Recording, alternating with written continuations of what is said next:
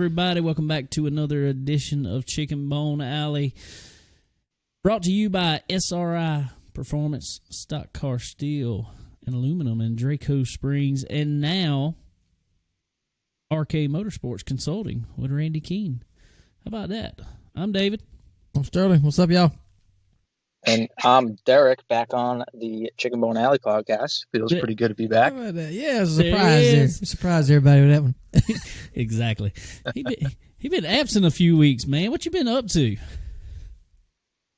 Oh man, we've been doing some racing at home for once, which is like pretty good. We raced at a couple New Hampshire racetracks that are within like an hour and 30-minute radius of me, and that's been awesome. We ran Bristol with the ARCA car, and ran Claremont, Star, and Lee back home here in the Super Deal. So we've been busy. We've been racing all kinds of races, and it's like I said, it feels good to race at home for a little bit. Cool, man. It's always fun getting to race around the house. Well, anyway, before we get all into the racing, as far as this past weekend, how's everybody's weekend been? Derek, you up? Good.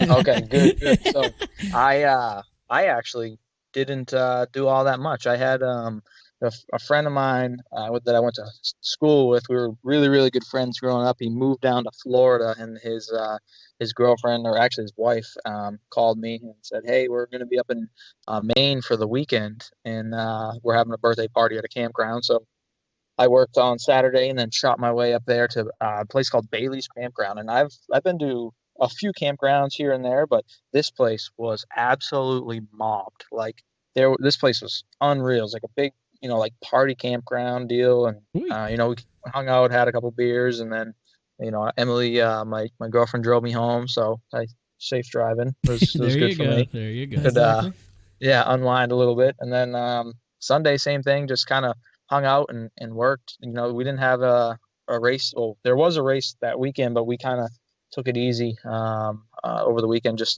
in preparation for these few weeks coming up and everything. So we just wanted to have a few hangout days for once, and it was nice to just after finishing up on Sunday, just sitting down and being like, oh, it's nice to not have to hustle and worry about nothing. Exactly. Sweet, man. Well, how's first of your week being at work?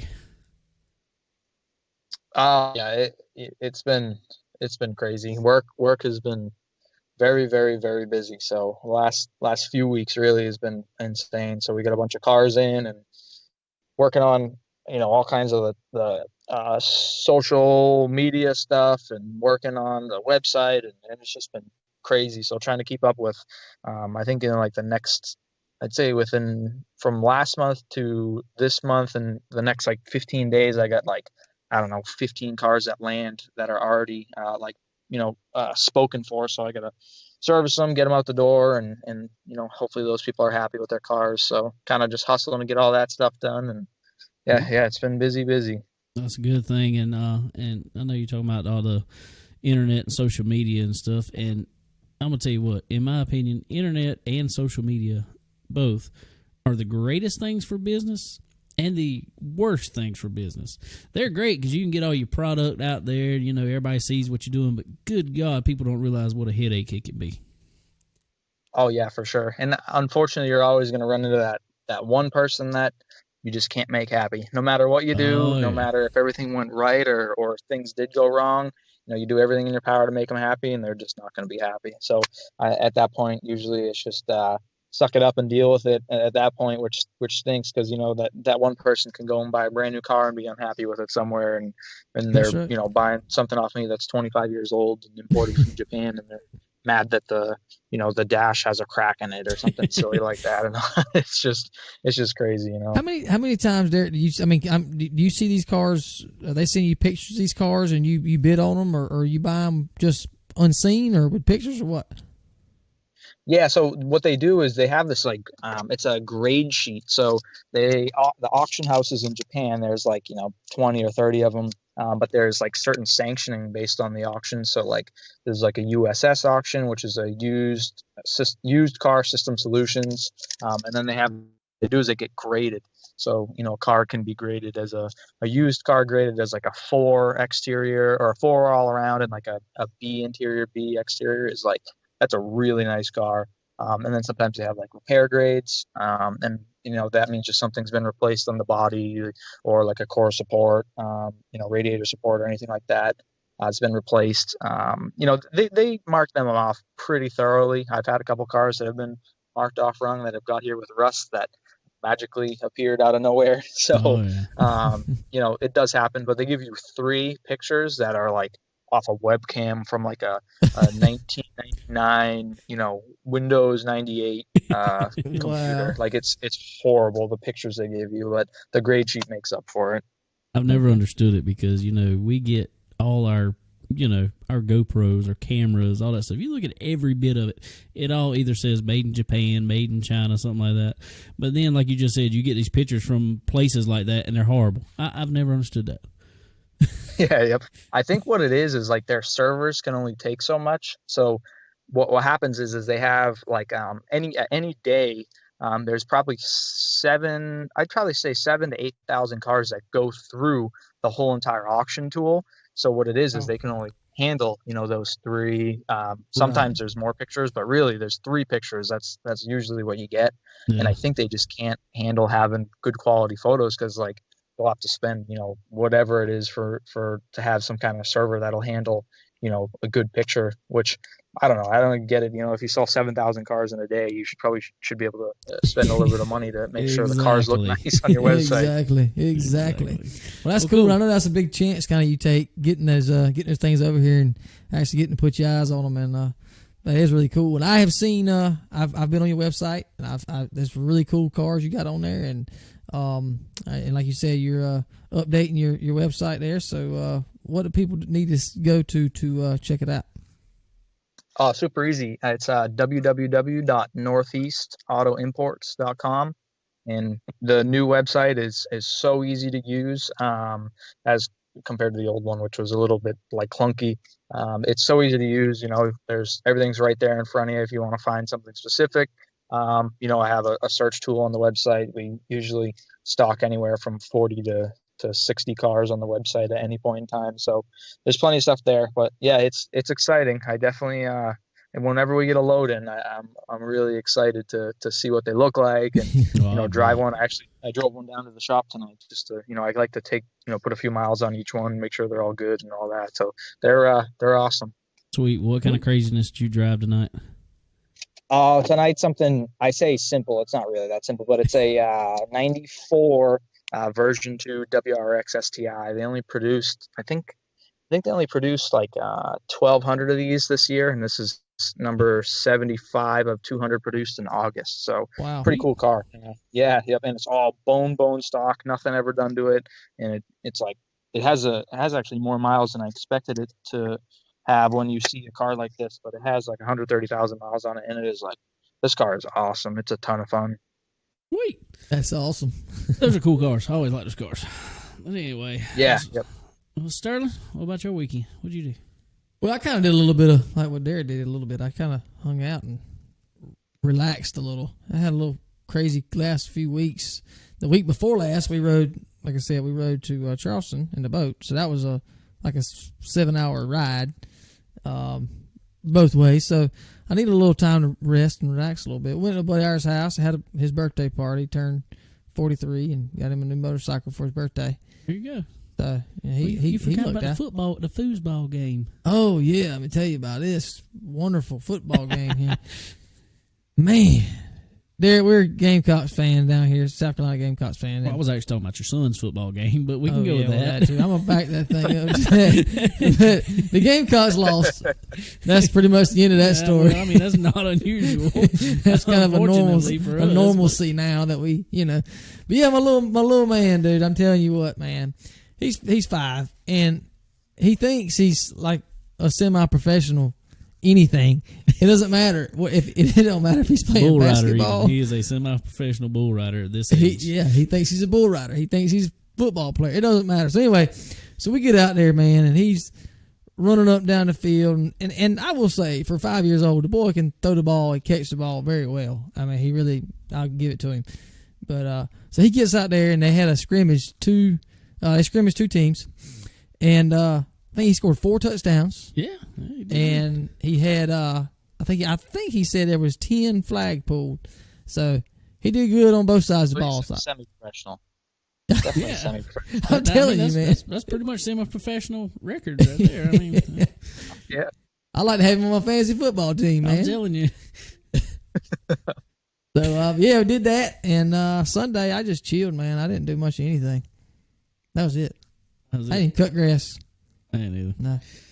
No.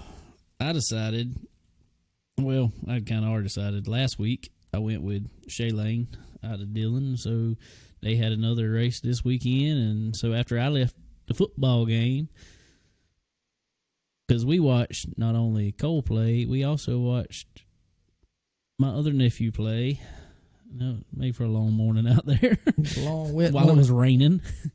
So anyway, left there and I went straight over to Dillon Motor Speedway again and helped my buddy Shaylane out over there. And man, he's got a car that actually I don't know what year it was by no means, but I know it was one of Philip Morris's championship cars. But they claimed that everything was still on it from, they had set it all up, everything. We can't get the thing to turn in a 9-acre field. I'm pretty sure there is a bad shock on this thing or spring or something. It's awful. And so anyway, he didn't do too bad though. We I say not too bad. Midfield, there was like 20 of them over there. He finished 8th or 9th. I can't remember. Ain't too bad. It's not awful. I mean, they were all right there under a blanket. I mean, all of them right there together. Nobody stretched out on nobody. But so, I don't know. We just been fighting it. Second time in the car. So yeah, it's only second time in it. But so he's gonna do some shock and spring work this week on it. So yeah, maybe get it That's straight. the worst. Oh, I'm telling you, and I'm glad you know something about it because me and Sterling raced go-karts forever. Yeah. And I told Randy Keene this actually last week. I'm like, we raced go-karts forever. We knew everything about air pressure. We don't know crap about a shock or a spring. No. Yeah. You guys don't have those on those. Right. No. I can tell you everything. I mean, and I've been fortunate enough. My dad actually, when I grew up, he owned a transmission shop, so I know everything there is to know about a transmission. I have no issues with that. I can tear a motor apart. I got a 350 tore apart in my shop right now. Nothing to it. Nothing but nuts and bolts to me. You give me a shock or a spring, and I'm like, well, what is this? I don't know what's going on here. Yeah. Yeah, they're a pain in the butt, especially when they break, because there's not really, you question everything. You're like, man, is it me? Am I driving wrong, or is it the car? Is it broken? What's broken? What's wrong? Is it flexing? Is this wrong? Is that wrong? Is the rear end broken? So you end up chasing it a bunch. But we actually, believe it or not, I had we ran a race up here called the Beach Ridge 300. It used to be, kind of supposed to be like matching the 250 as far as like, the size goes and the length of the race. But right. We ran it and I got spun out and I was in a different car than what we run now. I was in one of the Shaw car there, the Dale Shaw racing car. And I spun around and the wheel, there wasn't like a stop on the rack. And I don't know what exactly hit the lower of the shock, either it was a tire or whatever it was, or the tie rod. It whacked the lower of the lower section of the shock, and so yeah, we actually broke a shock. And we snapped it at the lower section. I came back around, and I drove. It was I think in a heat race or something is when it happened. So I went back and made a couple laps. I'm like, man, does this thing feel all sorts of like bad, like something's really, really screwed up. And I pulled in, and at first, they popped the hood and they were looking, and they're like, man, we don't really like see anything wrong. They're like the sway bar, arms are still on, everything's still there. So they send me back out and I run a couple laps, which I'm only like a tenth and a half slower than we were with the shock together. Right. And I'm like, telling you, there's something wrong. So we pull in. And they're like, holy crap, the shock shaft is snapped right in half, but the spring was still on. So right. it was bent, but like the spring had a big bind in it, but it was together still. and it was like the craziest thing that it only slowed me down like an inch. I mean, a tenth and a half. I'm like, wow, I would you expect that thing to be destroyed and awfully slow, but it didn't affect it as much as I thought it was gonna. See, and that's exactly pretty much how Shay's car is being. It's like everything we do to it, it's like not affecting it at all. It's like 2/10 off all day. And we try a little bit on it, and it just goes from one extreme to the other. So that's what he said. He was going to check all that this week, and that is no fun. Don't you hate chasing a car like that? Oh, the worst. Well, anyway, so let's get into it, man, because you ain't as far as I can tell, you ain't been chasing no car lately. Not lately, no. So we're gonna go all the way back, since we ain't talked to you since before you went to Claremont.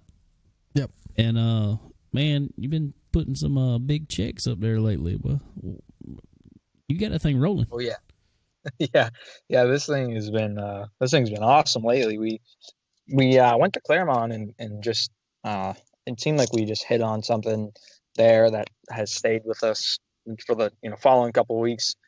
It was just such a lucky day too. We went out there and set fast time in qualifying, and I won the heat race, and then we actually redrew the pole, which in the last 2 years I don't think I've redrawn anywhere inside the top 10, or even wiggled my way inside the top 10 after a heat race deal. Like usually it's like there's 66 pills in that bag, I'm drawing 64 or 66. That's just how it is.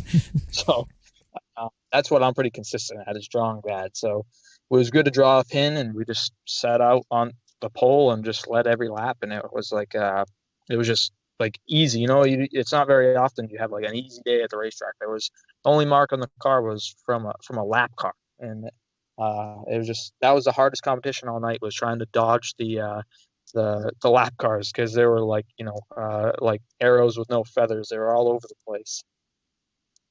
Dude, if I'm not mistaken, right before you went to Claremont, you had to do a little bit of work to the car to get it back together, and had to put a new motor in it and all kind of stuff, right? So obviously all that helped get you quick over there in Claremont, right? Oh yeah, for sure. Yeah, after the 250, I mean, the car was all stoved up after the 250. We ended up like lap 1 of the 250. We ended up getting into a stack up right into turn 2, and someone's jack post off the rear bumper or whatever, the fuel cell frame rails there. There was a jack and post, and it slid up and just barely caught the radiator cap on our radiator, and it like knocked it one click off. Well, it leaked coolant the whole entire race. The whole race it was spitting the coolant out. So we ran the whole race boiling the coolant out of the thing, melted the valve covers out of it, because it eventually ran out of coolant, or it had no water in the motor, but it never like overheated on the gauge, because it must have been reading air temp or whatever it was doing. And then the rear end got bent too, because we got stoved when someone spun out and killed us in the left rear. We had a very long week, so we pulled the spool rear end out of our other car. We put the Redline 604 crate back in. Got the weights where they needed to be, and it was we hung, I'd say 3/4 of a body on the thing in 5 days. Yeah, 5-6 days or something like that. So we had a very, very, very long week. So the 10,000 made it a little bit better. Exactly. That's sweet, man. That's friggin' awesome.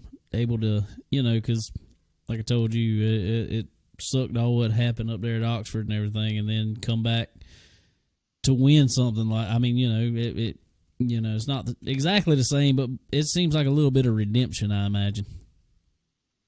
Oh yeah, for sure. The following couple of weeks were a bit of a redemption. We our super late model program has been good all year. We just haven't really been racing a ton all year. So for me, it was just kind of like it was exciting to kind of get like back on the saddle. My own car and my own deal, and my track's close to home, and we're running good. I think we've only had a handful of races this year that we haven't finished podium. So it's been a good year. Just kind of it's tough to show through it, because we don't race every weekend, or we've kind of been doing the ARCA double duty deal. So it's but we definitely have had a great year in the Super. Sweet, man. Well, moved on from Claremont there, and then less than a week later went to, was it Lee USA Speedway up there? And, correct. Yep. Yeah. And got it done again, man. Yeah, that was one that when we unloaded, we were like, man, out of 20 something cars, I think we were like 17th fastest. Wow. We were god awful, like horrible when we unloaded. Car was way off. They had some funky weight rule where you had to, like, our left side percentage was 1% off from where we're normally at, and there's more like overall weight. So like, everything from all of our travels and everything's all different from at that point. So we kind of had to, like, not reinvent the wheel, but we had to really adjust our setup to get everything back rolling again. And we went out there and car felt like okay, but man, we were slow. I think when we had our little like scuff deal, we were 11th or 13th or something like that fastest. We were just slow, and we went out for qualified like 7th or something, like 7th or 9th, and I'm like, man, we usually don't suck this bad, especially at Lee. We run a lot of races at Lee, and usually we're top of the speed chart. We go out there and we have a really good car, and we end up leading a lot of laps and all that, but we're just slow. And then we just didn't practice on new tires all day. And I had talked to Louis before the race. I'm like, I honestly think it's good. I think I'm just we just practice on junk all day, and I just didn't have the speed in the car because I didn't 2 laps, and actually they didn't even have a dead lap, so it was like a basically like really 2 laps, that's all you get. In lap 5 I knew I had a good car. So lap 5 of the race, I'm like, all right, I can work with this. This is pretty good. So rode around. It was supposed to be 150 laps, and they were closing on a time restraint, so I knew I kind of had to get to where I needed to be to win the race if the race got called early. And we ended up passing Eddie McDonald, which his father used to own Lee Speedway. We passed him on the outside, and after that I'm like, oh man, this thing's awesome. I didn't think it was that good. And we took another $10,000 check, and I think it was like 5 days or something like that. So yeah, that's huge. That one felt good too, especially we bought 1 set of tires and put like 7 gallons of fuel in the thing and just set it up. That was all we did. Those are real nice days there. Real nice. You can go home with some leftovers in your pocket. That's awesome. That's good too. Yeah, we about offset the cost from the 250 with those 2 weeks. We about like almost made it back. That's sad, isn't it, man? You hope to get that positive going there, but with racing, it pretty much just stays about level, I'm sure. Yep. Yeah. Unfortunately, that's the way it goes, but we're all nutcases and like doing it. So that's what we do.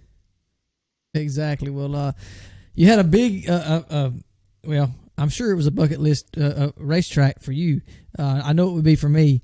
Getting to go to Bristol the next weekend, man, in the ARCA car. How in the world was that? What was that feeling like around there, man? Unreal. Like, it was so cool because we got to watch the truck race before we went up. And I'll say, Sam Mayer just had like probably one of the best, I'd say probably the best weekend of his life. Yeah. He killed it in the truck. He did such a good job. And then he hops in the ARCA car and spanks everyone in the ARCA car too. And I was like, he's on it right now, and the kid's doing a good job. So I'm sure that was a good weekend for him. But, we get there. It was like a Thursday, and I'm checking out the racetrack. And I'm like, man, people don't realize how big and how small this is at the same time. Like Exactly. The racetrack itself is really not all that big, but it's like the booths and the stands go up like 300 feet. It seems like 300 feet, man. They're as high as you can look up, and they're the whole way around the racetrack, and it's like unreal how cool it looks. So we got there, checked it out, and it was raining all day, so they had a good did a really good drainage system, I'll say that. Because they got all the water out of the racetrack and got cars on the racetrack racing relatively quick. So it was good. And we went out there. We were supposed to have a practice, and they're like, "Oh, we're scrapping practice. You're starting 11th, and you get 3 scuff laps, and we're going green." Thank So, you. Yeah, that's great. Never seen this track before, and of course, no practice. I heard that when I was getting ready to watch the race that day, and David texted me and told me that. He said, "Well, practice was canceled." I said, "God, no, you got to be kidding me." Yep. Yeah, I was pretty bummed because I think with some practice, we at least could have got the car where it needed to be to begin with. But it was, one of those things that, I get it. They had to do something for the rain, or either that, or we weren't racing that on Thursday. So, yeah, it was cool to go out there and race. I wish we were almost a little bit better. I had them make a change late in the race, and it just didn't help as much as I thought it was going to. So made me super free, and we needed to get a little bit of a different approach to how we changed it. But like I said, I called for the change, so that was on me. Right. But no, it was awesome. I mean, that place, people really don't realize how fast paced it is. Like you get going and you forget what straightaway you're on. Like you don't forget, you just can't think of what straightaway you're on. You don't know if you're on the back stretch or the front stretch. That's how fast it is. Yeah, it definitely looks the same. I'm sure it does in the car as fast as you're going. But how about like G-forces putting you down in the seat in the corners? I mean, is that totally different than your normal short track? I wouldn't say like totally different. I've been to a lot of places that have that same feeling, but to feel it in that car was different, because they're big old heavy tanks, pretty much is what I like to refer to them, or compared to a super. But like when we go run like New Smyrna, you kind of get that same feeling in 1 and 2. But I mean, in 3 and 4. But the whole racetrack is just so much grip and so fast paced that like it's just unreal. Like you can't. It's the pace, I think, is what people don't realize how fast it is. It's not really so much like the grip or the corners or anything like that. It's just like you never really slow down all that much. Like when I was going the best, I did all night, I'd never let off the gas. Like I was on the gas the whole way around the whole racetrack. You just hit the brakes quick, you roll off of it, and you get back on it. It's like it was so crazy that's what the pace was like. Yeah, that's insane. And I'm sure one thing I noticed in that race and all the races over the weekend, but the and I guess that fast pace would bring me to that. But lap traffic, man, coming up on lap traffic as fast as y'all are, that's got to be a quick decision to know where they going and where you going. Well, I'm gonna tell you, I was happy to see, and I cannot remember his name right now because you just brought it up and I didn't look it up. But the guy that he ran the race, I reckon he was like 82 years old or something like that. Yeah, came in with a flatbed. Yeah, brought the car on an open flat trailer, and I'm pretty sure he got lapped on lap number 3. I'm like, look, I appreciate you, doing it, whatever, starting the race, that's cool and all, but man, you got to get out of the way. Yep. Yeah, that was brutal. It was funny. The closing rates were like not as fast as I expected them to be, but they were like, it seemed like as soon as you were committed to something, you couldn't really get out of it. Like if you committed to driving in on the bottom and someone starts to come down, you're just going to hit them. Like it's that simple, because you can't get it woe down in time to not hit them or not, figure it out another way around them. And the same deal with the outside. There wasn't that much grip on the outside. I don't know how a lot of those guys that were really good could stay out there, but I got up there and I'm like, man, this thing's dead sideways up there. So it was interesting for sure. But the place was just, once in a lifetime deal for me. Hopefully more instances in the future, but it was just unreal. Definitely so. I mean, it's crazy there, man. And I'm gonna tell you, maybe it didn't look like it to you, but on TV to us, man, there were so many wrecks in that race, and it looked like every one of them almost happened right in front of you. It looked like you had to dodge quite a few of them.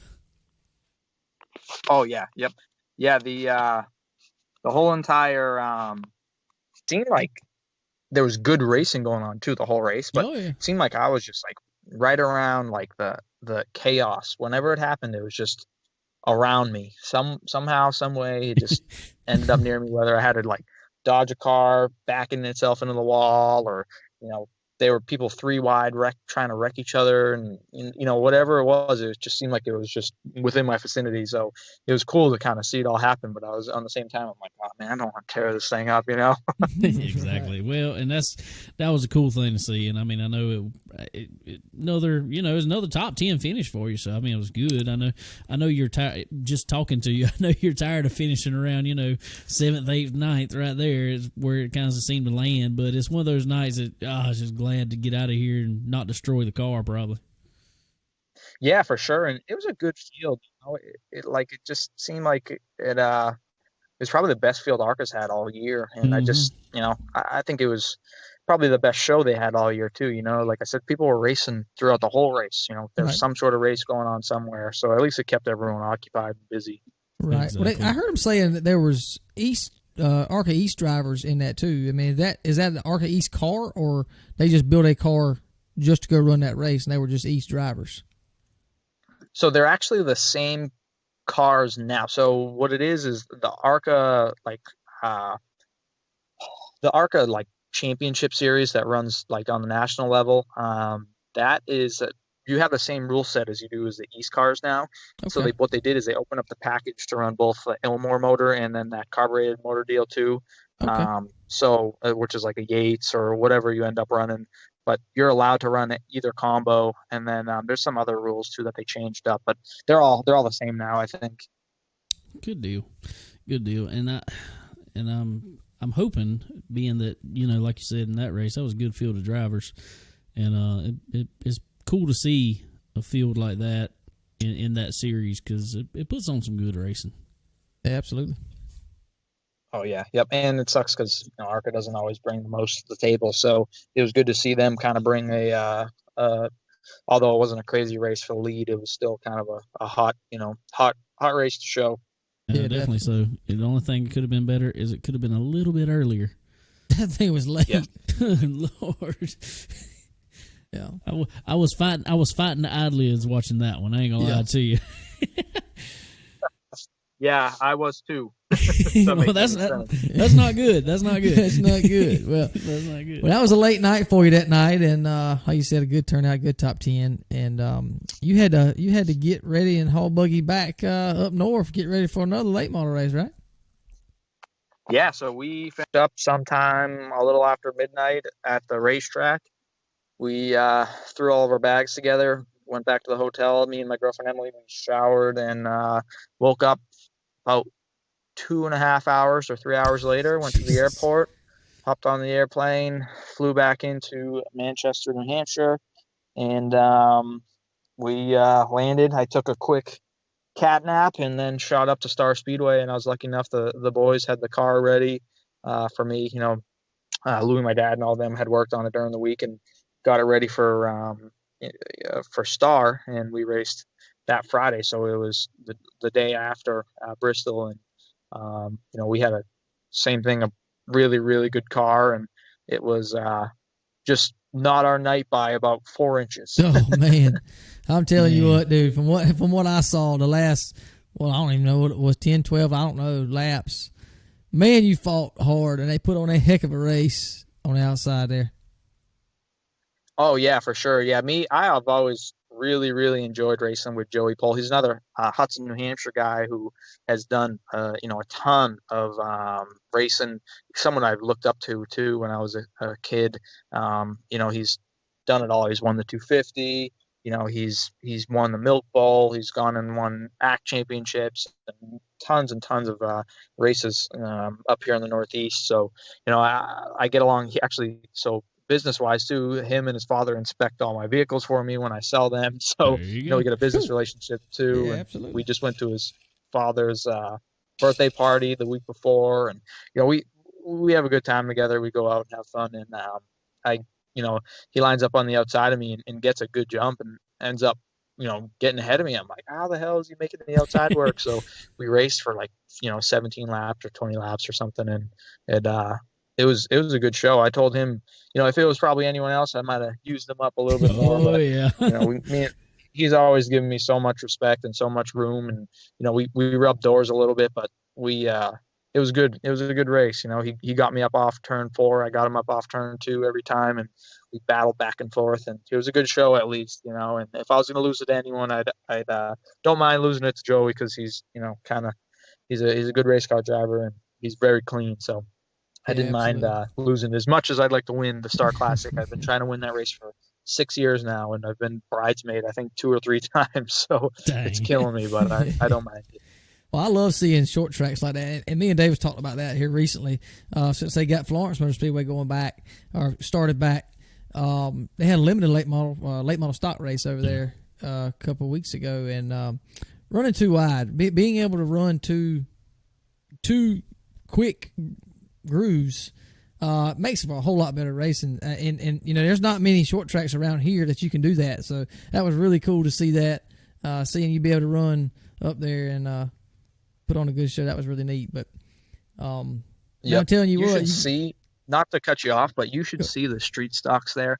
They'll have like 35 or 32 street stocks, and it is probably some of the best racing in the Northeast. Like, unreal to see street stocks there. There's, you know, 32 of those things side by side, you know, banging into each other. It is phenomenal. If you guys get a chance to watch some videos like on YouTube or anything at Star Speedway for the street stock races, definitely shoot over there and take a look. I mean, it's phenomenal.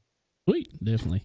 And I meant to tell you, actually, talking about street stocks real quick, and I meant to message you back when y'all had the race at Lee. Yeah. There was actually a boy from down here, Ricky Locklear Jr., that went up there, got invited by somebody that comes down here and runs what they call the Mass Series, big Mass street stock races down here. He got invited by somebody out there to go drive their car, so he was up there running that race. Oh, that's cool. Yeah, I would have shot over and said hi to him, but they that street stock race was pretty good too. They cut it short, unfortunately, but it was same thing. It was a good deal. Cool, man. Well, that is sweet, and like you said about Star there, I know it sucks finishing second, especially after you lead the majority of it there. But if you're gonna do it, it makes it a little easier when a buddy of yours is the one that wins it. So, yeah. But I got something to ask you about coming off all these good runs here. I'm just throwing it out there. just saying that, ever since you put this Chicken Bone Alley decal on, dude, it's come alive. I mean, I'm just, it might be a coincidence. Maybe it's just a coincidence. Maybe it's a coincidence, but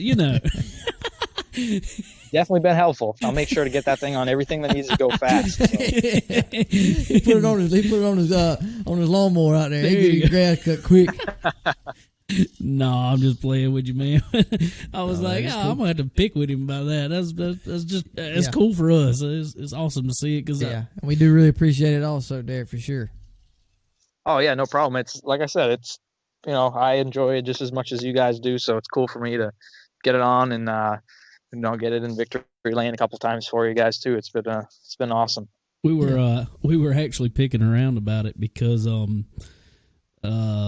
was it, the weekend you run Claremont maybe? I can't remember if it was Claremont or Lee, but either way, it was funny because I looked on Speed 51's Twitter and I actually was in a picture on Speed 51's from interviewing, I think it was actually Ricky Locklear Jr. at Timminsville over here, Florence Motor Speedway, on Speed 51's Twitter account.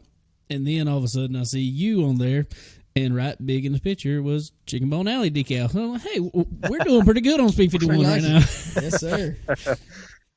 And then, awesome. and then, I just had to throw it in there. I was really picking around about it. When you were on the bull ring, I decided to message them. I was like, hey, ask him about that Chicken Bone Alley decal he's won with ever since he's had it on. And they actually asked it. Yeah, they had no idea. I'm like, yeah, no, that's perfect. Man, that's awesome. Oh, that's sweet. And actually, it's cool because the co-host on there is actually the announcer down here at the bull ring. He's actually the announcer right here at Lakeview Motor Speedway. It's Alan Dietz. Yep, Alan Dietz. Yep. I know him pretty well. He's a cool dude. Very, very cool. Very cool dude. So, well, cool, man. Well, what is up next for you? We are currently getting the car ready for this weekend is Oktoberfest at Lee Speedway again. I got my first ever pro stock win Oktoberfest of 2012 or 2011 or 2012. I think it's 2012. And we've won a bunch of them since then, and it's kind of got a special place in my heart. It was either Thunder Road or Lee this weekend, and I kind of decided I wanted to go to Lee instead of Thunder Road. I love Thunder Road too, but like I said, special spot in my heart for Oktoberfest. So we're going. It is Sunday. I think it's 100 laps, Granite State sanctioned race. So we're getting her ready now, and yeah, I'm pretty excited. And then after that, we have Pensacola with the ARCA car. So we're going. Yeah, we're going down on the 11th for that deal. So we wiggled in a deal or something like that, and now we're going to run that whole Pensacola race with the ARCA, and they're going to make it up. And there's going to be some pretty cool names there, I think. So I can't drop too many of them yet, but you'll see an entry list real soon, and you'll be pretty excited, I think. Oh, how about that? We're gonna send Derek a recorder and let him go interview some people. Yeah. Yeah, for sure. Here, you talk to him. Well, cool. The only thing that would make it any better if you were driving through, because you'd come right by our house here. Yeah, right down 95. Yeah, right down 95. Here. Yeah. Yep. No, that one's gonna be a flight for me, luckily. Yeah. That'd be a long ride there. Oh yeah. Yep. 26 hours or 24 hours for us, I think. Jesus, that's long. I don't know Yes, if I could do that. Well, how about? I know it may be too early now, but have they said anything about the snowball? Is that going to happen this year? Or not sure, or what? As far as I know, it is, and we are going to. So, but like I said, as far as I know, it is happening, and it's going to be same full-fledged as what it's supposed to be every year. But everything's been changing week to week, month to month. So, it could change, but right. As far as I know, it's wide open. Well, I would imagine so, because Florida's governor literally just opened the entire state back up to whatever, to normal. Oh, okay. See how long that lasts. Florida's like the Wild West. Yeah. Whatever. It's like, here, do this. Do whatever. Do whatever you want to. We don't care. Yeah. Well, we may have to try to get down there for that one. If everything opens back up to normal, we'll have to try to get there. Yeah, that'll be awesome if you guys can make it down. It's such a cool deal. Yeah, that'd be fun. Definitely is. Cool, man. Well, all right. Well, I'm gonna have to throw it out to you, because we are that podcast. What we got any news for next year yet? Nothing as of right now. We're still going to be strong on our super program. I got some leads I gotta follow up on for next year as far as the ARCA deal goes, and that whole entire program. So we're working on some partners. That's really going to be the make or break. If we can partner up with some people and get some stuff done, that'll be huge for me, because unfortunately with our regular program, we don't have enough dinero to just buy rides. So I can't do that myself, and it just is what it is. So I'll do as much as we can, but we're on it. We're chasing some people.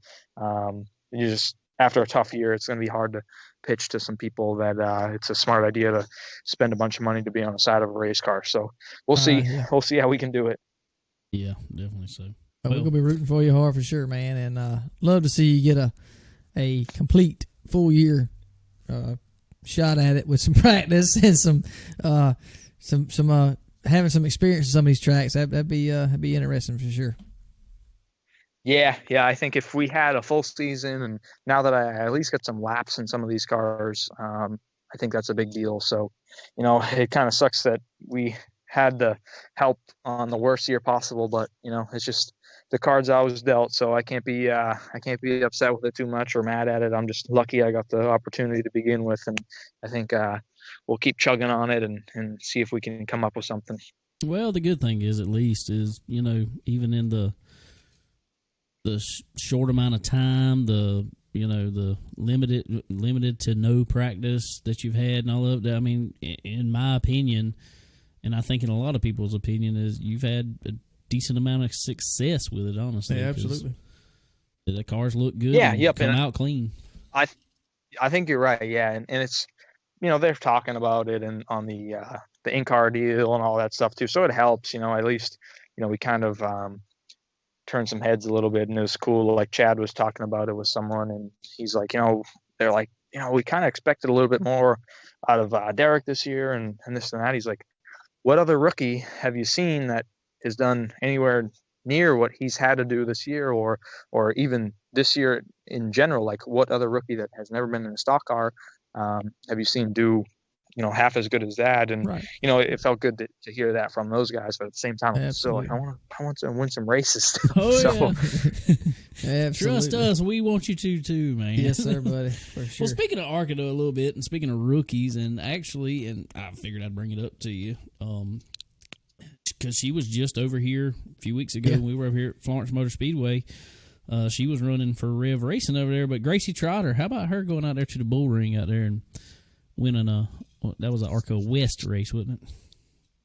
Yep. Yeah, she's come a long way, it seems like, this year in general. I think she just won a late model stock race too at Hickory a couple weeks ago. Yep. I don't know who she was driving for, but she's always been in pretty good stuff, and I think she's just kind of struggled to be comfortable, and it seems like she's just starting to get comfortable now, and it shows. I mean, she beat Jesse Love, has been spanking everyone out there out west, and I think she beat him. She beat a pretty decent field. They always say the West Series is easier than the East Series. It doesn't matter. If you get in one of those cars and you go and win races, that's a pretty big deal. So it's good for her. She probably need that little bit of a confidence booster too. It sucks not to run good for a little while, and I know she's been a couple of years where she's struggled a little bit. So it's cool to see her in victory lane down at Hickory, and then right at the bull ring too right after.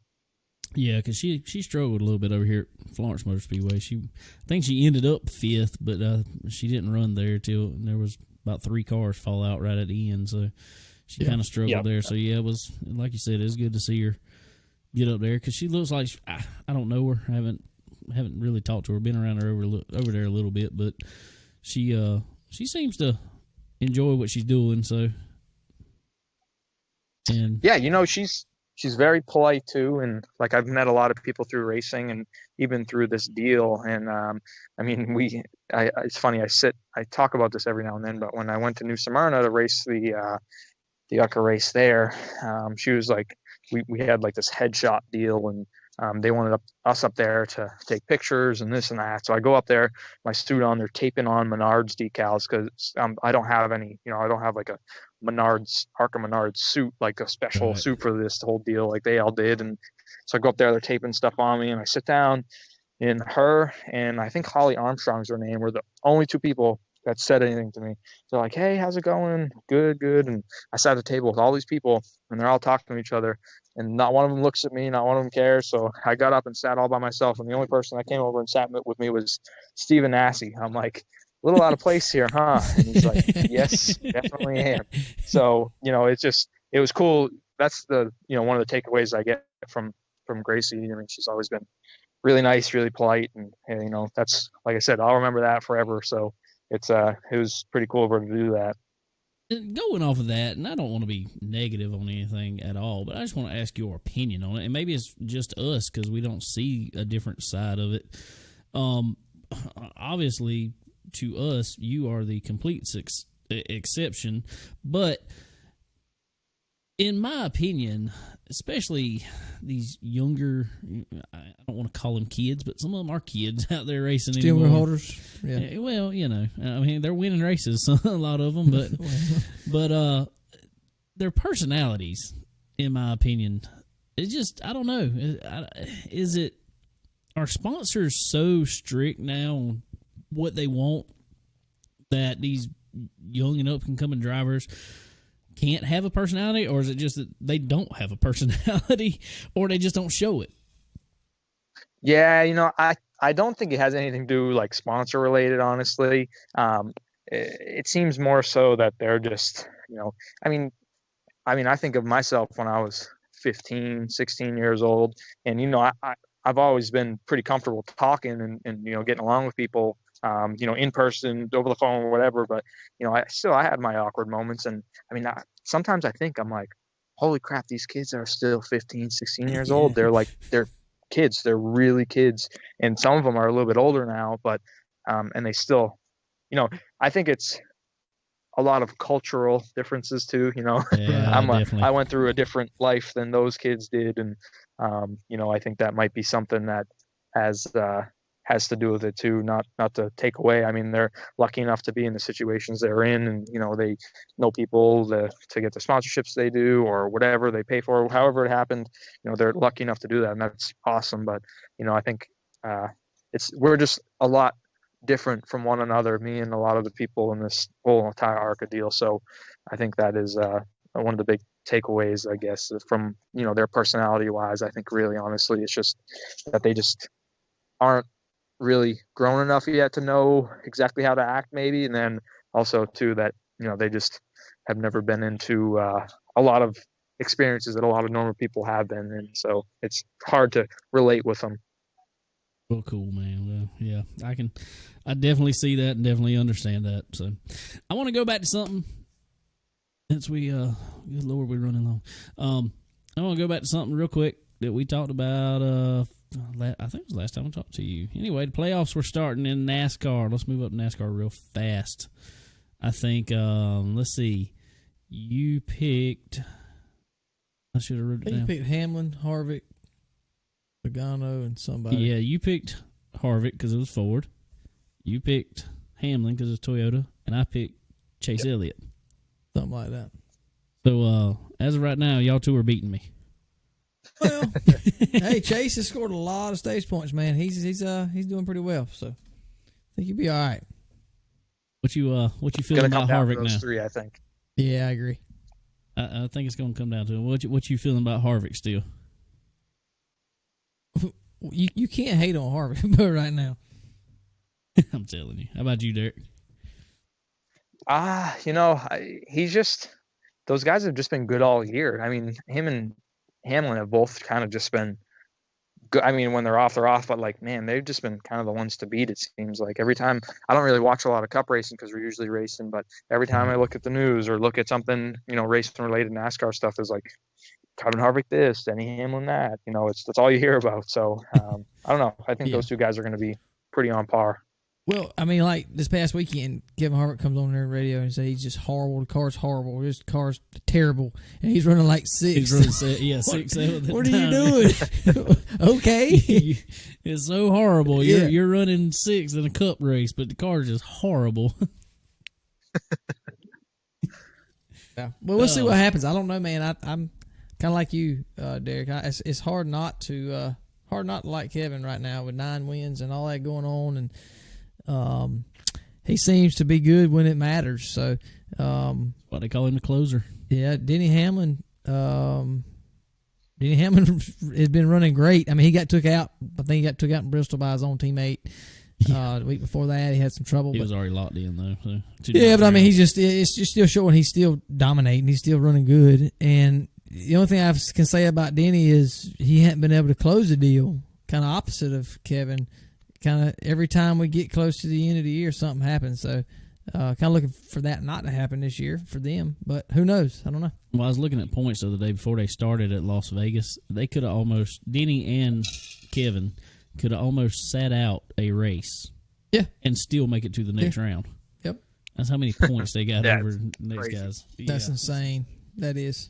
That's insane. Well, cool, man. Well, it's been awesome to get you back on here finally after, about a month almost. Well, hey, he's going to go win a whole bunch more races and come back on with us again. Yeah, because he's sticking that sticker on the car. Take him on alley sticker. There it That's is. right. There it is. Well, awesome, man.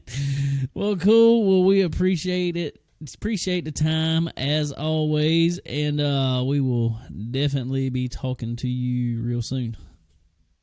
I appreciate it, boys. Always good to be on, and my pleasure for sure, and looking forward to being on again. Sounds great, man. We appreciate it, bud. Well, cool. Always can't talk now. Always good to have our buddy Derek Griffith. Absolutely, man. He's got a lot of success going on right now. That's great. He's doing good. Got some big stuff coming up, and love having him on, like you say. As always, man. Well, I tell you what else I love having on here. And that is SRI. Yes, sir, buddy. With everything now, SRI Performance. I like Draco Springs. I like Stock Car Steel. It is awesome having them be a sponsor of our show. It's cool. But I'm going to tell you, you can go to SRI now that they have performance and SRI supplies and anything else you need. The Walmart for racing, as I like to call it. Anything. Walmart. Race car Walmart. That's what it is. But tell you something. Well, if you follow them on social media, you see this. Just for instance, they posted this up there. Trick Shot penetrating lubricant. We've talked about it before. Biodegradable, non-toxic, non-flammable, safe for indoors. When you're getting crazy with stuff in the trailer, trying new things, it's safe to do that. It's safe. It's safe. So go to sriperformance.com and order you some. Got to get it, Bo. And I'll tell you what, while you wonder ordering it, you type in on your promo code there, CBONE10, and get you 10% off. That is C as in chicken. BONE 10. That's get it. 10% off. Go get it. I tell you what, hey, and if you're in the Mooresville area, they got a fantastic shop up there. Nice store, got everything in the world. You go in there and check them out, and you might even possibly see a driver in there. You never know. On their social media, there's always drivers and people in the sport stopping in. This week, Ryan Priest come in there, hanging out, and old Mike Joyce up in there. So, I mean, hey, dude, you never know. Mike Joy don't even race, but yet he's in there. I'm sure he's got like 37,000 classic cars. Exactly. So he's probably in there getting some detailing stuff and all that good jazz. So, hey, you never know. But one really cool thing that SRI's got going on right now, Oktoberfest for the Super Dirt Car Series is getting ready to get kicked off. I think it starts the 6th. I think it starts next week, Monday or Tuesday next week. Anyway, SRI is putting on a special awards deal for the Oktoberfest, and starting out at Utica Rome Speedway on Wednesday, October the 7th. So it's a pretty big deal. They starting out. They're going to Albany, Saratoga, and end up Sunday the 11th at Weed Sport.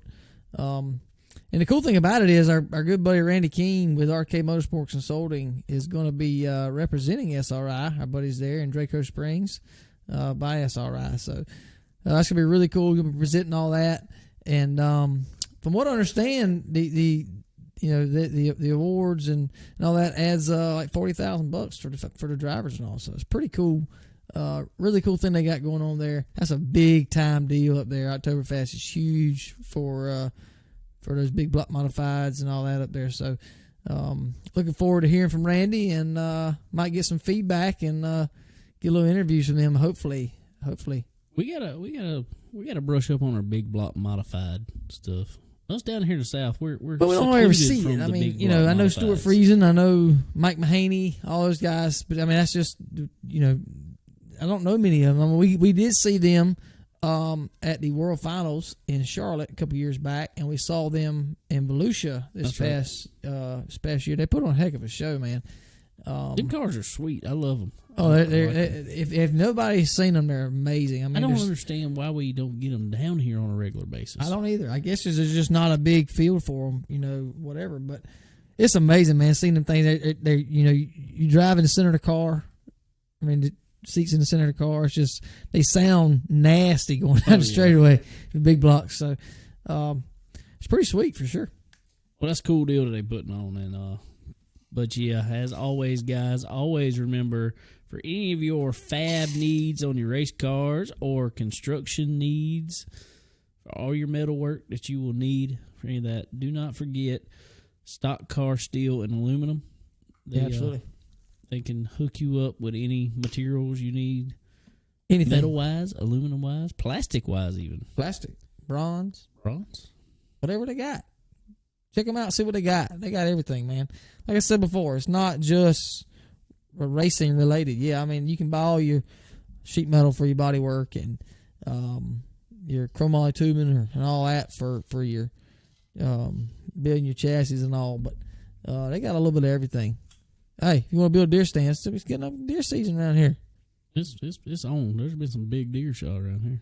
Call them up. You can get some structural steel. You can get some angle iron, some tubing, or whatever you want to build your deer stand out of. Go out there and build it. Shoot you a deer. That's right. Get it. SRI Performance, your one-stop shop for all things racing. www.sriperformance.com. Also, www.stockcarsteel.com. Also, in that, we were just talking about our buddy Randy Keene, and he was on here last week talking with us about some tech talk, about some brakes. You need anything from him, brake-wise. Also, like just said, he helps SRI out with the Draco Spring stuff. You need anything from him, check him out on Facebook. It's the best place to find him. RK Motorsports Consulting. Yeah. If you need help finding him, message us. We'll get a hold of him for you. He does brake work for all types of race cars. So definitely let him help you out. He definitely motivates a good running car. That's for sure. We've seen that. Even Kyle Strickland even said it himself. That helped. That was maybe the changing factor. Who knows? But it's a big deal. Brakes are a big deal in dirt racing for sure. So definitely go check him out. Absolutely. Well, cool. What else we got this week? I'm gonna tell you, there's been a ton of NASCAR news. I know we got into it a little bit with Derek there, but there has been a ton of NASCAR news this week. There has been a ton. Finally. I mean, it's taken forever. We thought most of this news was coming out in like April. Well, see, that's the thing about, and I've people say whatever, but they say silly season, and they kind of start this kind of halfway through the season, and I look at that kind of a couple different ways. I mean, yeah, there's nobody hurting for any type of money, honestly, as long as they're not living out of their means, being a cup driver by any means. But they're good. But it kind of sucks, man, when, nowadays they're doing these 1-year deals. So, you don't know where your money's coming from next year. And it's like it's constantly having to dig and dig and dig. You can't focus on the operation. Focus on, let's just use Matt DiBenedetto, for instance. He has been running 1-year deals. He took himself out of a ride to try to better himself. I don't think he's ever had a multi-year deal. I don't think he has, man. And I mean, that's got to be tough. And I just saw a thing today to where he's going to be announcing his 2021 plans, hopefully this week. But he knew that it would not be with Wood Brothers Racing. I'm like, are you kidding me? I thought he was comes off a second place finish. Well, he's ran run great. Good all year. Top 10s all year long. He made the freaking playoffs. He made the playoffs. Got knocked out. He had first trouble. round. He had trouble there. Yeah, I mean it sucks. It happens. Ryan Blaney had trouble too. Exactly. So you can't. I don't know. I don't know what they got going on there. I know what they got going on. Well, I think Austin Cindric's coming up. That's what they got going. And that's the thing. Talking about these 1-year deals. That's what sucks for these drivers out there now. Is it's not like it used to be. You could come into the sport at 35 years old and, be a cup driver. There's daggone 16-year-old boys, girls, both, don't matter. 16-year-old drivers coming up now that's knocking on the door for your ride. Well, they're piling in every year. Prime example, and it's not always this way, but Cole Custer. Yeah. His daddy was he's heavily into Haas automation. I don't know how far or whatever exactly, but I know he's heavily involved in the Haas. Right. he knew where he was going when he was probably 13 years old. Austin Cindric the same way. Austin Cindric's the exact same way. His daddy works for Penske, right? Right. So Wood Brothers Racing is a Penske affiliated team. It is a Penske team. It is a Penske team. We all know where he's going. I just really hate it for Matt DiBenedetto because he seems like a really good guy. We've talked to him before at the racetrack and all, and he just seems like a really down to earth, totally different than any other Cup driver that we've talked to before. Oh yeah, he wears his. I mean, as a lot of people tell you, he wears his heart on his sleeve. I mean, he don't hold anything back from anybody. He doesn't. You know, as a fan, from a fan perspective, he doesn't act like he's somebody above us. Oh yeah. And when we went and talked with him, he was nice as he could be and talked. And this was before we started our show here, but you couldn't get that from anybody else. And you know, in my opinion, he's proved himself. He has proved his way up. He has fought hard to get to where he's at and to get the equipment he's in. I mean, he's proved himself how many times now? I mean, what do you have to continue to do? So I hope and pray he does not go down. That's my thing is, dude, I mean, what else do you have to do? I mean, he ran that car better than Paul Menard ran it. Oh, yeah. Well, I mean, that's really all you can add. I mean, how much more can you ask out of somebody? This guy has come in and ran consistently almost 10 places better than the previous driver. The way I look at it is he ran within a few spots average-wise of the season just like a Penske car. Oh, yeah, definitely. I mean, he didn't win a race. No. He's been right up there, though. He's been right there. He is averaged right there with the Penske drivers. That's exactly. That's so what I'm saying. I don't know. I don't understand. Apparently, sponsors, and we all know it's so sponsor driven. The sponsors aren't demanding him be in the car because sponsor demands they're not him be his in the car. sponsor. Well, right. That's what I'm saying. Sponsor demands him be in the car. He's going to be in the car. Well, right. Like, and I don't understand why these sponsors aren't getting behind him.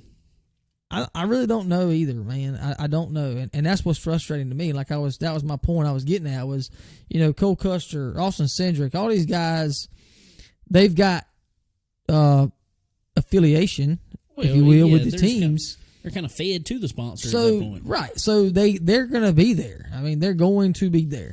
You know that, regardless of how they run. Now, they've run well, and I'm not knocking them. I'm not picking on them at all, but FedEx, Denny Hamlin's daddy is affiliated heavily. I don't know what all it is, but with FedEx. Well, FedEx is Denny Hamlin's sponsor. Right. So long as you bring in probably $30 or more $1 million a year now to have a single, he's probably about the only one now that has one sponsor. And Jimmy Johnson were the only ones that have one sponsor all year long. So when you can do that, you can pretty much make your own decision what you're going to do. And, unfortunately, Matt DiBenedetto does not have that. But hopefully he'll get a good ride. I don't know where it's going to be. There's so much now. Where's the good rides left? Well, you got the 48 coming over, and yes, that's... Well, there's Kyle Larson still available, I guess. He's still trying to get back, I guess. But they're not going to say anything till after the Phoenix race. No, that's right. Another thing... Clint Boyer still has not announced anything yet. He hasn't, but Greg Zipadelli said that he did not see his... he said he hoped to have it, yeah. He hoped to have all his drivers back for next year and looked like everything was in line. So, who knows? I don't know. I know that Clint spent a lot of time with Fox this year. So, it would make sense that he would go to Fox, go in the booth. Yeah.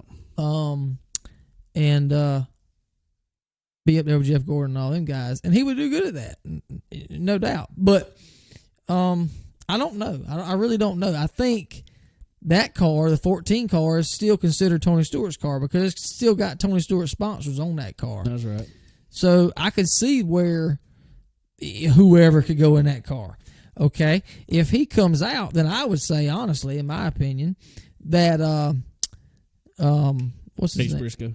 Chase Briscoe would go in that 14, not Kyle Larson, because they're not gonna slip up on Chase Briscoe. I don't think. No, unless the only thing that I can say that I could see happening there could possibly be Corey LaJoie's out at 32. The 32 is a affiliated car with Stewart Haas. Yeah, I think it's going to be a little heavier next year. I do too. And if that happens, okay, just like they did with Christopher Bell with Gibbs this year, I could see them putting Briscoe over there if it were possible to get, say, Kyle Larson in that car. Right. I could see that. Well, there's so many, like you said. There's so many. Eric Jones. Yeah. They said Eric Jones going to Hendrick. Well, I'm going to tell you something. About Eric Jones here lately, and I don't know if you've noticed it. He does a lot on social media. He's showing his old cars all the time. Well, Eric Jones also owns a brand new Corvette. Oh, really? Yeah. And he's had videos, just him talking about he was going to read Green Eggs and Ham. I think it was last night, Tuesday night, something like that, on his Twitter, a live or a Facebook live, something like that. He reads books to kids, and which is really cool that he does. But he does it. He did it sitting right there in front of his Corvette, being that he is still a Toyota driver. So what is that? Something, I don't know. There's something tells me he's going to. And he showed his two first street stocks that he had. He showed a picture of that. Which one was it two Monte Carlos? I think it was, something like that. I don't know. But and I could see that. I could see him going to Hendrick. But I think it honestly all depends on Larson, because Larson's not going to come back for a mediocre team. I don't think. I just don't see that. I don't think so. I don't see that. And we know now Ross Chastain's going to the 42 car. Yep. That whole deal kind of surprised me, I will say. Well, I was kind of, I don't know. I mean, yeah, it did in a way, but I knew that Ross had he was under contract with Chip Ganassi. So was he going to go to a Chip Ganassi Xfinity car? Because he's running for Colleague Racing now in the Xfinity car. So was he going to go to that next year and then wait for Kurt Busch to get out and go into one car? I don't know. Yesterday, Kurt Busch said 2021 will probably be his final season. Right. And I don't blame him. I mean, he's been in there a long time. So, but that being said, with the 42, McDonald's being a primary sponsor on that 42 car, and McDonald's being a personal sponsor for Bubba Wallace, I really, really figured that's where he was going. Well, and after they said that, they had offered him, I mean, they came out, Chip Ganassi publicly said he was offered to ride there. Right. I really thought that that's where he was going. Oh, I agree. And I can't, but at the same time, it's kind of a big circle for Bubba Wallace. I don't know that I really can blame him, because, he started with Toyota and with KBM in the trucks and won races in KBM trucks. And there wasn't nowhere for him to go after that with Toyota. No. Toyota liked him, supposedly, but there just wasn't nowhere to go and didn't have the sponsorship. They couldn't line up sponsorship. Well, now Michael Jordan's coming in sport. Denny Hamlin gets a car. All right, everybody knows it's a fifth Gibbs car. Yeah, NASCAR tried to tell you differently, but it's a fifth Gibbs car. I don't know. That'd be kind of hard to pass up, because that's a lot of money that car has available. It is, but that was kind of my surprise, because as soon as they come up saying Denny Hamlin, rumors of Denny Hamlin with a team and all that, naturally knowing it's going to be Toyota, as much as you heard, and that's what kind of ticks me off about manufacturers and sponsorship and money driven, because when Eric Jones was coming up, when he was running late models, outrunning Kyle Busch, when he was running trucks, they were all over Eric Jones. Eric Jones. We will not lose Eric Jones. We will not lose Eric Jones as a manufacturer driver. So when I heard that, I really figured, honestly, being that Levine was going out, I really figured that Eric Jones would go to that car because I figured Toyota would back him. That just goes to show you right there, it's money driven, and it does not matter. It don't matter what their word is. It don't matter what have you done for me lately, and they don't care about Eric Jones, and that I hate that. So I hope Eric gets a good ride. That's a talented driver for sure. There's something coming up of that. I don't. It's man. There's so many drivers out there, but there's only so many seats. Well, there's so much, like you said. That's where the charter system sucks because right now, I bet you there would be, even though all these teams are leaving, Levine's leaving. Okay, Levine left, but Spire's stepping up. Spire's buying to another car, another charter, and the Motorplex owner. I just lost his name, but yeah, he's buying. I think he's buying a charter, right? Supposedly. That's where I'm wondering. I hadn't heard what brand will manufacture. I'm kind of wondering if Eric Jones is going there. Well, there's so many options. Well, there's so many options, but there's not, I guess, if you will. The 43 car's open. Okay. Jermaine sold their charter to Denny Hamlin, so you know Jermaine is going to be still is, a RCR. The 43 is a RCR car. Yeah, exactly. Essentially. So you know Ty Dillon's going to the 43, in my opinion. I would say that too. But who knows? I've just been surprised here lately. You have, definitely. But I don't know. So you got, Kyle Larson's kind of throwing a wrench in there because you don't know. And if Kyle Larson's out of the picture totally, then okay, that kind of opens up Hendrick for sure. Right. That kind of opens up a couple good cars that you could put some good drivers in. But I don't know, man. I don't know. I mean, I hear Ryan Preece.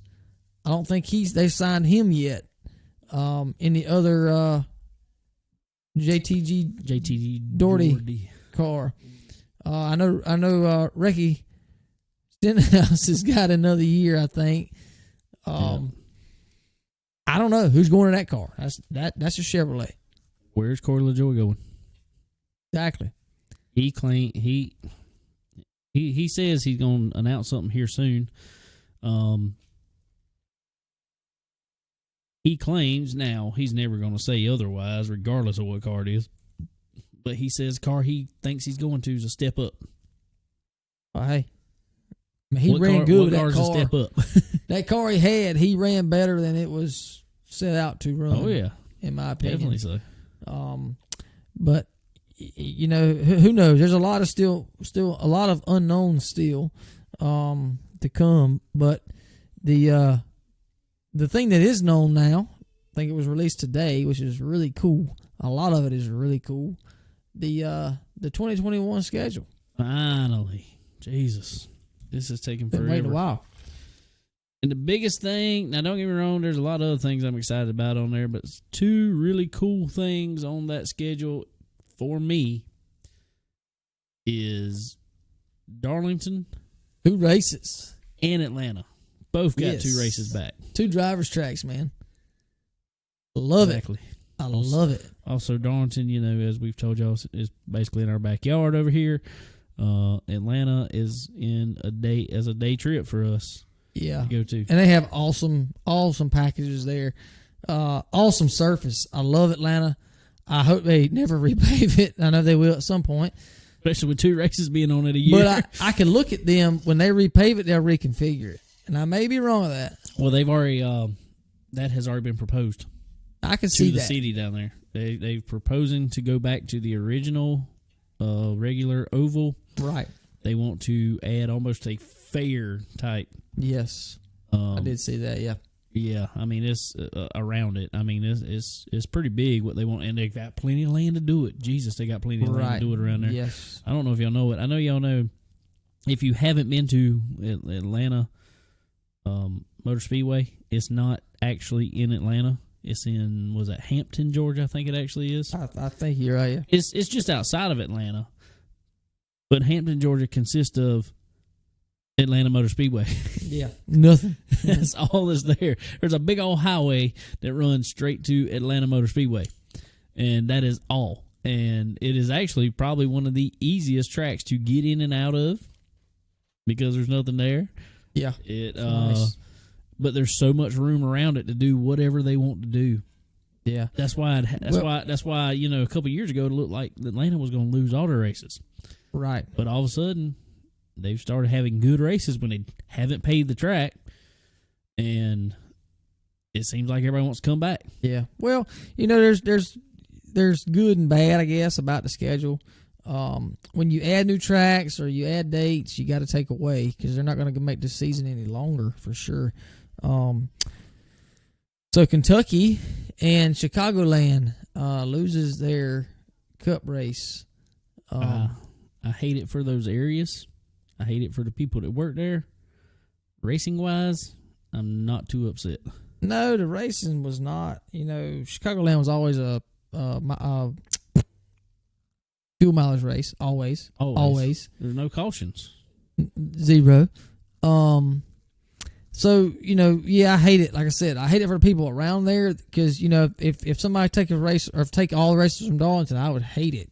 Oh, yeah. So I hate it for everybody around there for sure, but I hope that everybody around can travel and get to somewhere that's close to them and be able to see a good race. But it sucks for them because, but at the same time, just as other tracks, what's the reason they lose dates?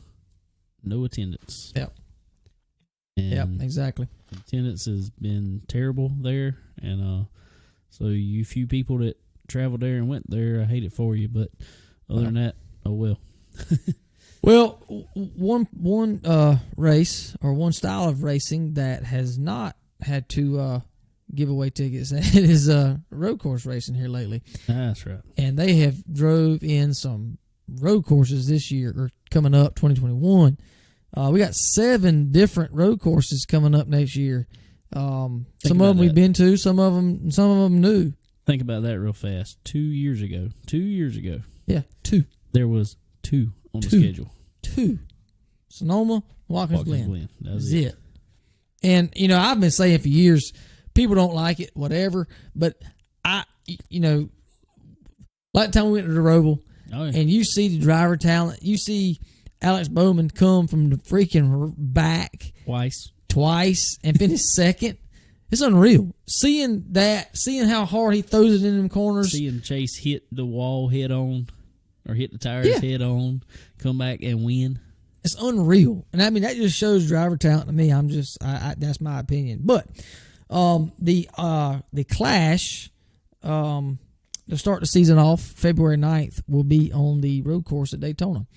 So that'd be pretty cool. I know we've already seen that. I think they were kind of using originally, because it was already announced before this whole COVID stuff started, the road course at Daytona was going to be the Clash was going to be run on that.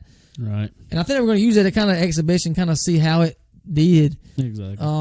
So I really hope next year or the year at 2022, I honestly, and people probably going to hate me for this, but I would love to see the second race of the year at Daytona be on the road course.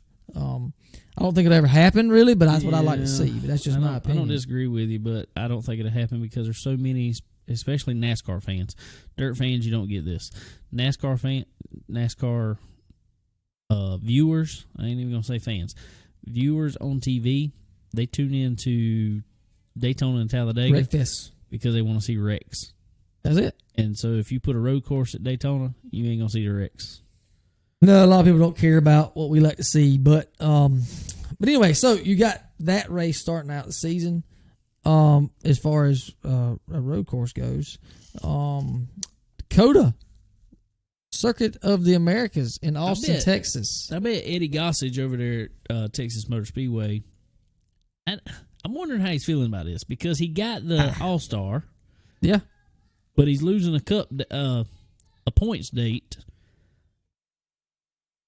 to Coda, technically. That's really what he's losing it to. Yeah, he is. And a year ago, they were, it was a big pissing contest. It was, but see now, honestly, I think, and they haven't laid down the whole schedule, weekend schedule-wise and all that yet that I know. They got dates, but right.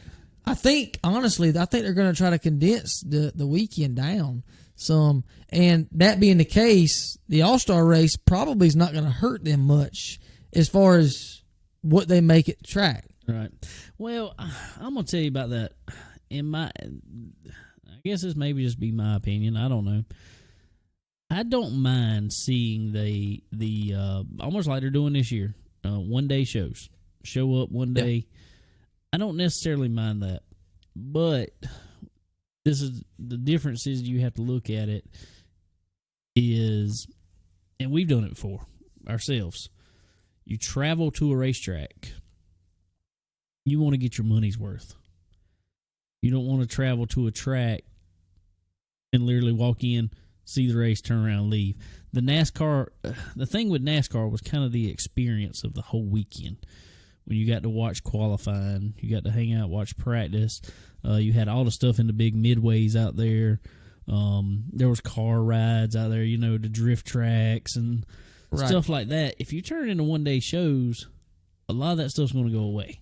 Well, it is, especially for 12 o'clock races and stuff. But if they can condense it down to one ticket, you pay one ticket and you get to see, practice starts at 8 o'clock that morning, whatever. I'm just using a number or time. You get there, you pay one ticket, you pay $100. It's a lot of money, but you see more than just the race. You get there, you get to see practice, you get to see second round practice if there is, you get to see qualifying. You get to see whatever. I think they're going to have to do some of the stuff that they've done this year, as in the double header days. I think you're going to have to pull in. Let's just, I don't know. Let's take let's use a short track for example. I don't know, something like New Hampshire, for instance. I don't even know who all's really going there, but anyway. I think in order to do that, in my opinion, you're going to have to make some companion events. You're going to have to put, say, Saturday, run an ARCA race midday, or a truck race, right, or Xfinity race, either one, a little later in that afternoon. Then you're going to have to turn around on Sunday and run whichever other, the Xfinity race early. And the Cup race that afternoon. I don't have a problem with that. I don't have a problem with that either. That's what I'm saying. That is what you're going to have to do. Yeah. To sell that ticket. I think. And the reason I say do it is because aside of the prestigious races, Southern 500, Daytona 500, 600, night race at Bristol, 600 at Charlotte, cut those races down. A 400-mile race at New Hampshire. Why? Just make it a 200-mile race and be able to run both races in one day. No problem with that. You're going to see better racing. They got to do it quicker. I ain't got no problem with that. So we'll see what happens. There's a lot of ifs there, I guess. I think there's still a lot of logistics to work out in it. They got the dates down, but I think there's still a lot of logistics to work out. Yeah, absolutely. So anyway, like I said, COTA. All that goes off TV. Oh, absolutely. Absolutely. It's all driven off of that money again.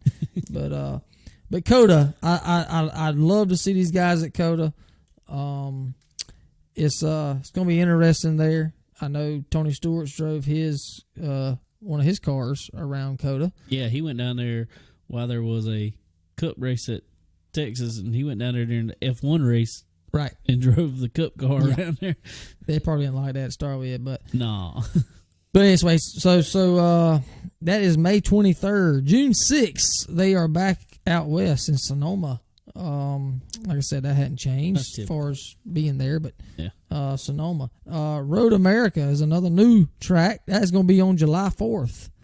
It'll be kind of weird not having a night race. I assume it's going to be a night race. I don't think they have lights. We didn't have a night race this July 4th. That's true, Indy. Yeah. An Indy, so it's going to be kind of weird, but Road America, July 4th, pretty cool. Indianapolis is not going to be running on the actual boring. Thank God. They're going to be on the road course at Indy August 15th. I know that meant a whole lot to drivers, running the brickyard, kissing the bricks, blah, blah, blah. But to me, I mean, I could be completely wrong, and people probably don't like this opinion. But Indianapolis isn't that important to NASCAR. Well, Daytona is that track for NASCAR. Right. And I know they wanted to run the oval, but the cars of today, anyway, back in 95, 96, okay, those cars ran okay around there. Put on decent shows around there. From the COT on, no, it's been horrible racing. I don't care what tire they brought. I don't care what they've done to it. Put restrictor plates on, did this. Nothing has made it good racing. Right, I agree. So you've got to do something or either leave the track. And yeah, NASCAR needs to be in that area because there's nothing else around that general location towards, especially losing Chicagoland now. There's no racing towards Indianapolis, NASCAR wise. Right. So they it's kind of a bad thing is Kentucky and Chicagoland is relatively close. Yeah, it's not far. So I'm glad to see it. Yeah, absolutely. But I actually missed Watkins Glen. That is going to be the week before August the 8th. It's going to be Watkins Glen, which I always love. Watkins Glen. Yeah, that's an awesome place. I want to go like up it because there. it's fast. It's a road course. It's a fast road course. I love that place. So that'd be neat. Like I say, Indy, August 15th. And the final road course, if you will, of the year is October 10th during the playoffs, Charlotte, the Roval. So, really cool. I love seeing 7 road courses. That's going to be neat. I like it. I'm glad they're getting away from some of the mile and a half cookie cutter, whatever. Definitely. But they added one more in with Nashville, but we got. Yeah, and I wish it was a short track, but it's the super speedway at Nashville. I mean, yes, okay. I like seeing it there. I think they need a race there. Mile and a half, so. Well, I think they need a race in Nashville, regardless short track or the super speedway, because they're doing the banquet there and all that. Well, I think 2022 there's probably going to be a different race in Nashville. I don't know about the super speedway, but I got a good feeling you might see in 2022 a doubleheader with IndyCar, the street race. I can see that for sure. Nashville. They're definitely working on a lot of things there, and it's going to be interesting. That'll be cool. Another really cool thing. Yeah, I was about to say. How about some dirt at Bristol? The biggest news out of it, in my opinion. Dirt at Bristol, man. Finally, dirt is back. And the last time it was there, it was for the sprint cars. They never thought, I guess, of putting the cup cars on dirt there. Don't know. It's cool, but it's surprising at the same time, in my opinion, because I would have thought, hey, we take the trucks to Eldora.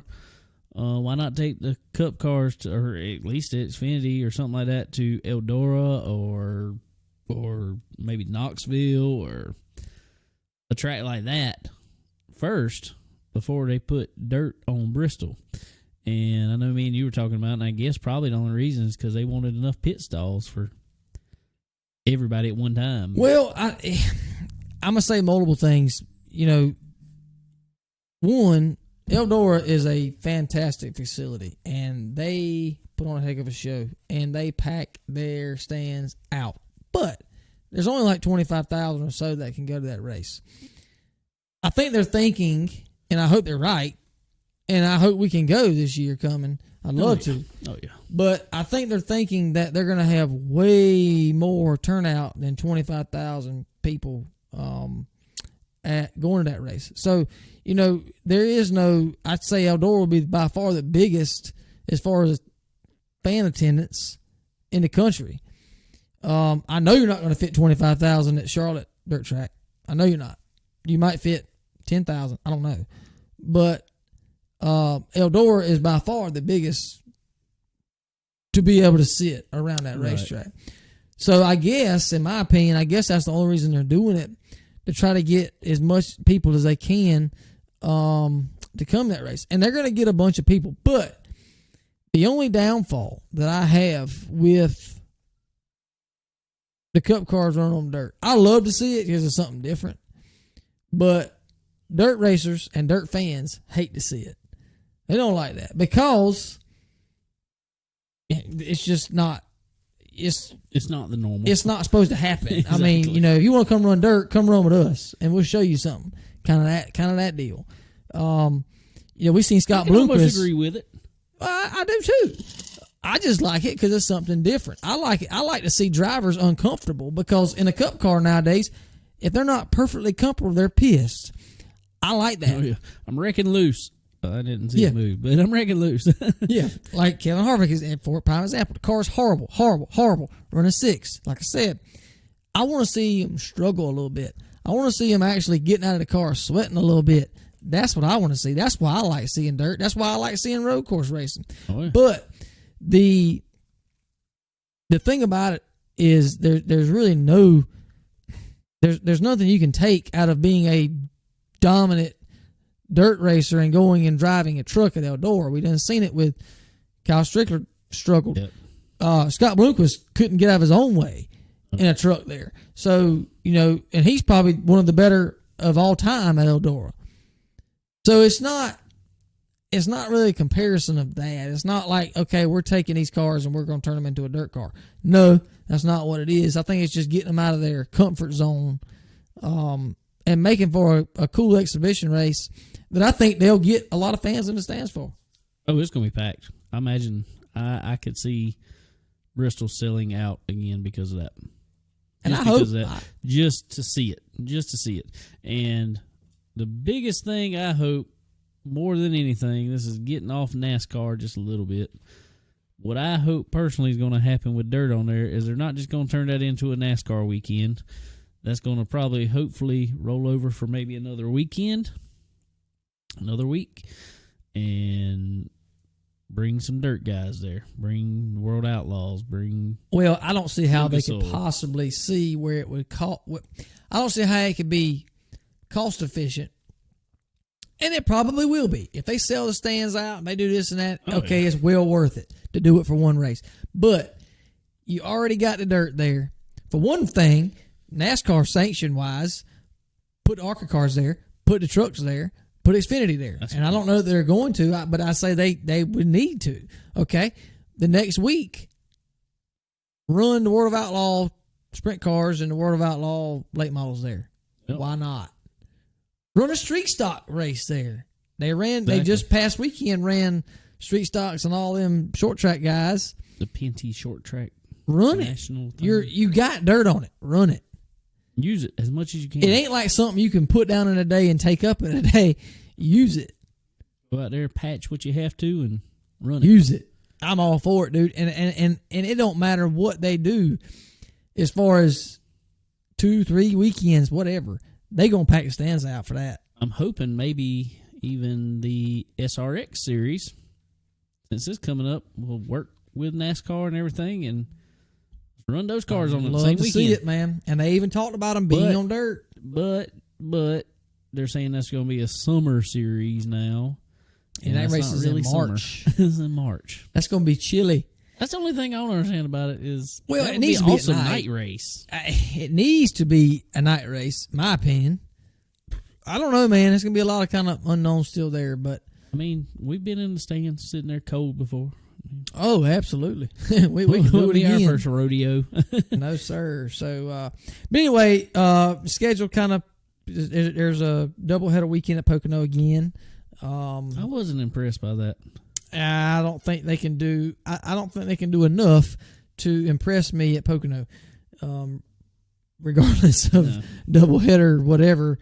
It's just, and I'm not saying the track's not. I like the track. I mean, The we're package on just iRacing. puts on a suck show anymore. I love the track, but it's just a package, exactly. So, maybe the car next year will be, or 2022 will be better. If they decide to bring it out then. Who knows? Who knows? But anyway, like we said, Darlington's got 2 races. Atlanta's got 2 races. The playoffs, I may be wrong, but they're not changing a whole lot, if any, that I remember. Round of 16 is Darlington, Richmond, and Bristol, which stayed the same as this year. Round of 12, Las Vegas, Talladega, like they're going this weekend, and the Charlotte Roval, which is going to be the same as this year. The only thing at the end of it, we'll go ahead and finish it. Well, the round of 8 is going to be Texas, Kansas and Martinsville. And again, the championship race is going to be at the new and improved and boring Phoenix. I think, like I said before, I think he won by 11 seconds. To say. That's exactly what I was about to say. Is the only thing that disappoints me in the new schedule is why are we keeping, and I know these tracks won't, like, hey, give us the race for a few years. Give us a race for this amount of years. Homestead had it for a long time. I mean, I understand that. But, man, let's change that up every year. Because we know, I mean, I hate to say it, but guess who probably the two fastest drivers are at Phoenix? Kevin Harvick, Denny Hamlin. And guess who's pretty much almost locked to go to the Final Four? Kevin Harvick. Denny Hamlin. And so that pretty much tells you, I mean, I don't have nothing against either one of those drivers winning it. But why take it to the same place that, everybody's racing on the same track. Everybody's got the same equipment. Yes, you are equal. But there's always teams that are going to perform better at this track than this other team. So why keep it at the same track? I hope, maybe I'm wrong, but I think in 2022, I think they're going to start moving around. And I'd love for them to wait till later in the season to announce it. And I know they can't do that because of ticket sales and hotels and all that. But announce it the first of the year or now for the next year, whatever. But make it a different track every year until you utilize every racetrack. I agree. I mean, I don't care if it's at a road course. I don't care if it's in Martinsville. The only thing is going to suck is you throw in Michigan in November. I mean, you give and take. You got to give and take. And I agree. It's going to be cold. It'll be froze up there. It's going to be cold. But, they keep condensing this season and run some Wednesday night races, run some this and that and the other, still run 36 races a year, but condense it down into 30 weeks or 25, 28 weeks, whatever it is. That's my thing is you could end the season a whole lot earlier. That's what I'm saying. Do it like that where they can end the season, say, mid-October. I think say first mid-October. It's not freezing cold in New Hampshire at that point. And maybe they'll do that, but they got it. I know they got to get that logistically where to work for fans to be able to stand it and this, that, and the other. And I will probably say they may have changed it, may have wanted to change the finale for next year, but yeah, Phoenix kind of got the short end of the stick this year because they're probably not going to be able to have. But I don't know what the capacity are going to be, but I don't imagine it's going to be full. So no, it's like right. All right, we'll give it to them another year to. Yeah, who knows what that's going to be. But regardless, I do like and I'm not really one for change. I really am not. But I do like to see change in that schedule because it was just, a lot of it was so boring. I mean, it really was, Well, everybody knew exactly what was coming every year. Every year. They always knew, and they always knew, and they always knew. And getting rid of some of these mile and a halves, I know they, Nashville, whatever, but we hadn't been there a long time, so we'll see. But like last weekend, Las Vegas, I think the only cautions were stage ends. I mean, and the competition caution. I mean, it's just, watching it on TV, and Atlanta is bad for that. But Atlanta, I like, because, we got the scanners on our phones. We can listen to them. Watching them slip and slide around the racetrack and this, that, and the other. That's more exciting to me, watching a driver. When you fall off, whatever it is, 2 or 3 seconds, and you fight in a car, to me, that's exciting. But at Vegas, there's nothing. I mean, I listened to Scanner this past race, and literally, they were on the scanner for the first 5 laps after the stage ends, and you heard nothing else. Oh, yeah. If it wasn't for restarts there, that would have been There's nothing else. Because I'm going to tell you what, the restarts got crazy. Restarts got real crazy. They do, because you have to. You have to get whatever you can get. They was trying to run 5 wide at some point in time, and that track ain't quite big enough for 5 wide. No, it ain't. But then after all of a sudden they got figured out what spot they was landing in, that's pretty much it. Pretty much it. And I don't know, Bo. Tires and aero packages suck in NASCAR right now. I just flat out say it. Tires and aero packages suck. It does. It really does. And I mean, just like we've seen in a lot of dirt racing here lately. Derek even said it. You know, him being able to start mid-pack and be able to drive the car to the front, or dirt racing, start. A couple of these guys here recently started 18th and drove up to top 5. You look at what Bloomquist did at Eldor. Right. Yeah. You don't see that. You don't see that really. Not unless you get some crazy pit strategies. Well, I mean, that's all you get it on. You don't see them driving up through the field. You see pit strategies get you through the field just to get, because you can't pass anybody on the track. No, that's just one of them things, I guess, and hopefully they'll change it. We'll see. But I think the change in the schedule, the more road courses, the getting the drivers out of the comfort zone, that's what we need to see more of, I think. And we'll see what that does, see what that helps, man. But there's still more to come. I haven't actually looked at the calendar on those dates to see if there's any midweek races. I don't know. I haven't heard if there is or not. I didn't hear where nobody was even talking about that, really. It was just, here's this road course, or here's dirt on Bristol. They didn't say nothing about no midweek stuff, so I don't know. I didn't really pay attention. No, but we'll definitely check into that. How the dates are spread out. Yeah, we'll check into that a little bit and see. But and the other thing is the Xfinity schedule and the truck schedule and the ARCA schedule. I got a feeling that's what you're going to see midweek. And it may be, and I just hope they can. I hope they can double up and put some truck and ARCA cars, ARCA series, in some more short tracks, and kind of get them away some from the Cup and Xfinity season. In my opinion, ARCA, or now don't get me wrong, maybe throw in a few a year, but ARCA and truck isn't what I'm looking for companion races.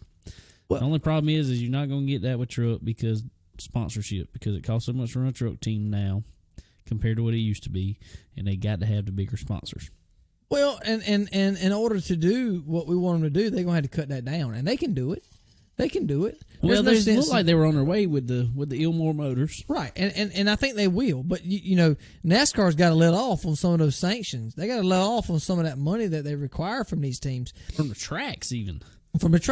And I think once they do that, I think it'll make it more affordable for these truck teams to be able to see more truck teams contending for wins, and not just the same 3-4 guys, and kind of like the way it's been in ARCA even. I mean, it's the same 3-4 guys every week. And, you know, hopefully some of that will drop to where they can spend some of their money on equipment, some of these lower teams, to be able to run up front some. But, man, I see that. I hope we see some more short track stuff where these guys get the trucks away, like I said, and just have Xfinity, Cup, and be able to combine them in a shorter weekend to where it's better for the fan and more cost efficient for the fan to go and see a lot. Oh yeah, definitely so. Well, cool. Well, that's about enough about NASCAR. Well, we got dirt wise. How about old Bloomer, man? Finally breaking through. What happened? I don't know. Was he? I don't understand, bro. Because when we saw him last, he wasn't doing nothing. Well, when we saw him at Lancaster, horrible. I mean, it was just awful. I mean, he made a few laps and literally pulled in the pits, and he left there. They ran. I don't know, but anyway, they went to Eldora. The first couple nights, horrible again. All of a sudden, the last night, he come from what, like 18th, 19th? Yeah, way back there, bro. Way back there. And ended up finishing fourth, fifth? Yeah. Somewhere along in there, yeah. Ferguson finished right there with him. So. Yeah. So I was like, all right, well, maybe he's might be on something. I don't know. Maybe he's figuring his car out. And all of a sudden, they went to, oh, crap. What was the name of that track? Thunder Mountain? Thunder Mountain, I believe. Thunder Mountain.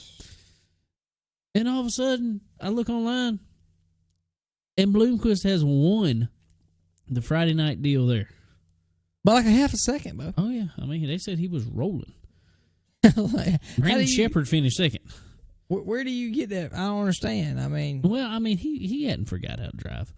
No, and I'm not saying that, but I'm just saying equipment wise, or I'm not knocking his equipment at all, but I mean, they were so far off. How do you go? I mean, I can see, okay, you go from running dead last and not even finishing A mains to running mid pack for a little while, or running podium finishes for a little while, but no, he goes from finishing 18th, 19th in a World of Outlaw event, and then goes up there and dominates.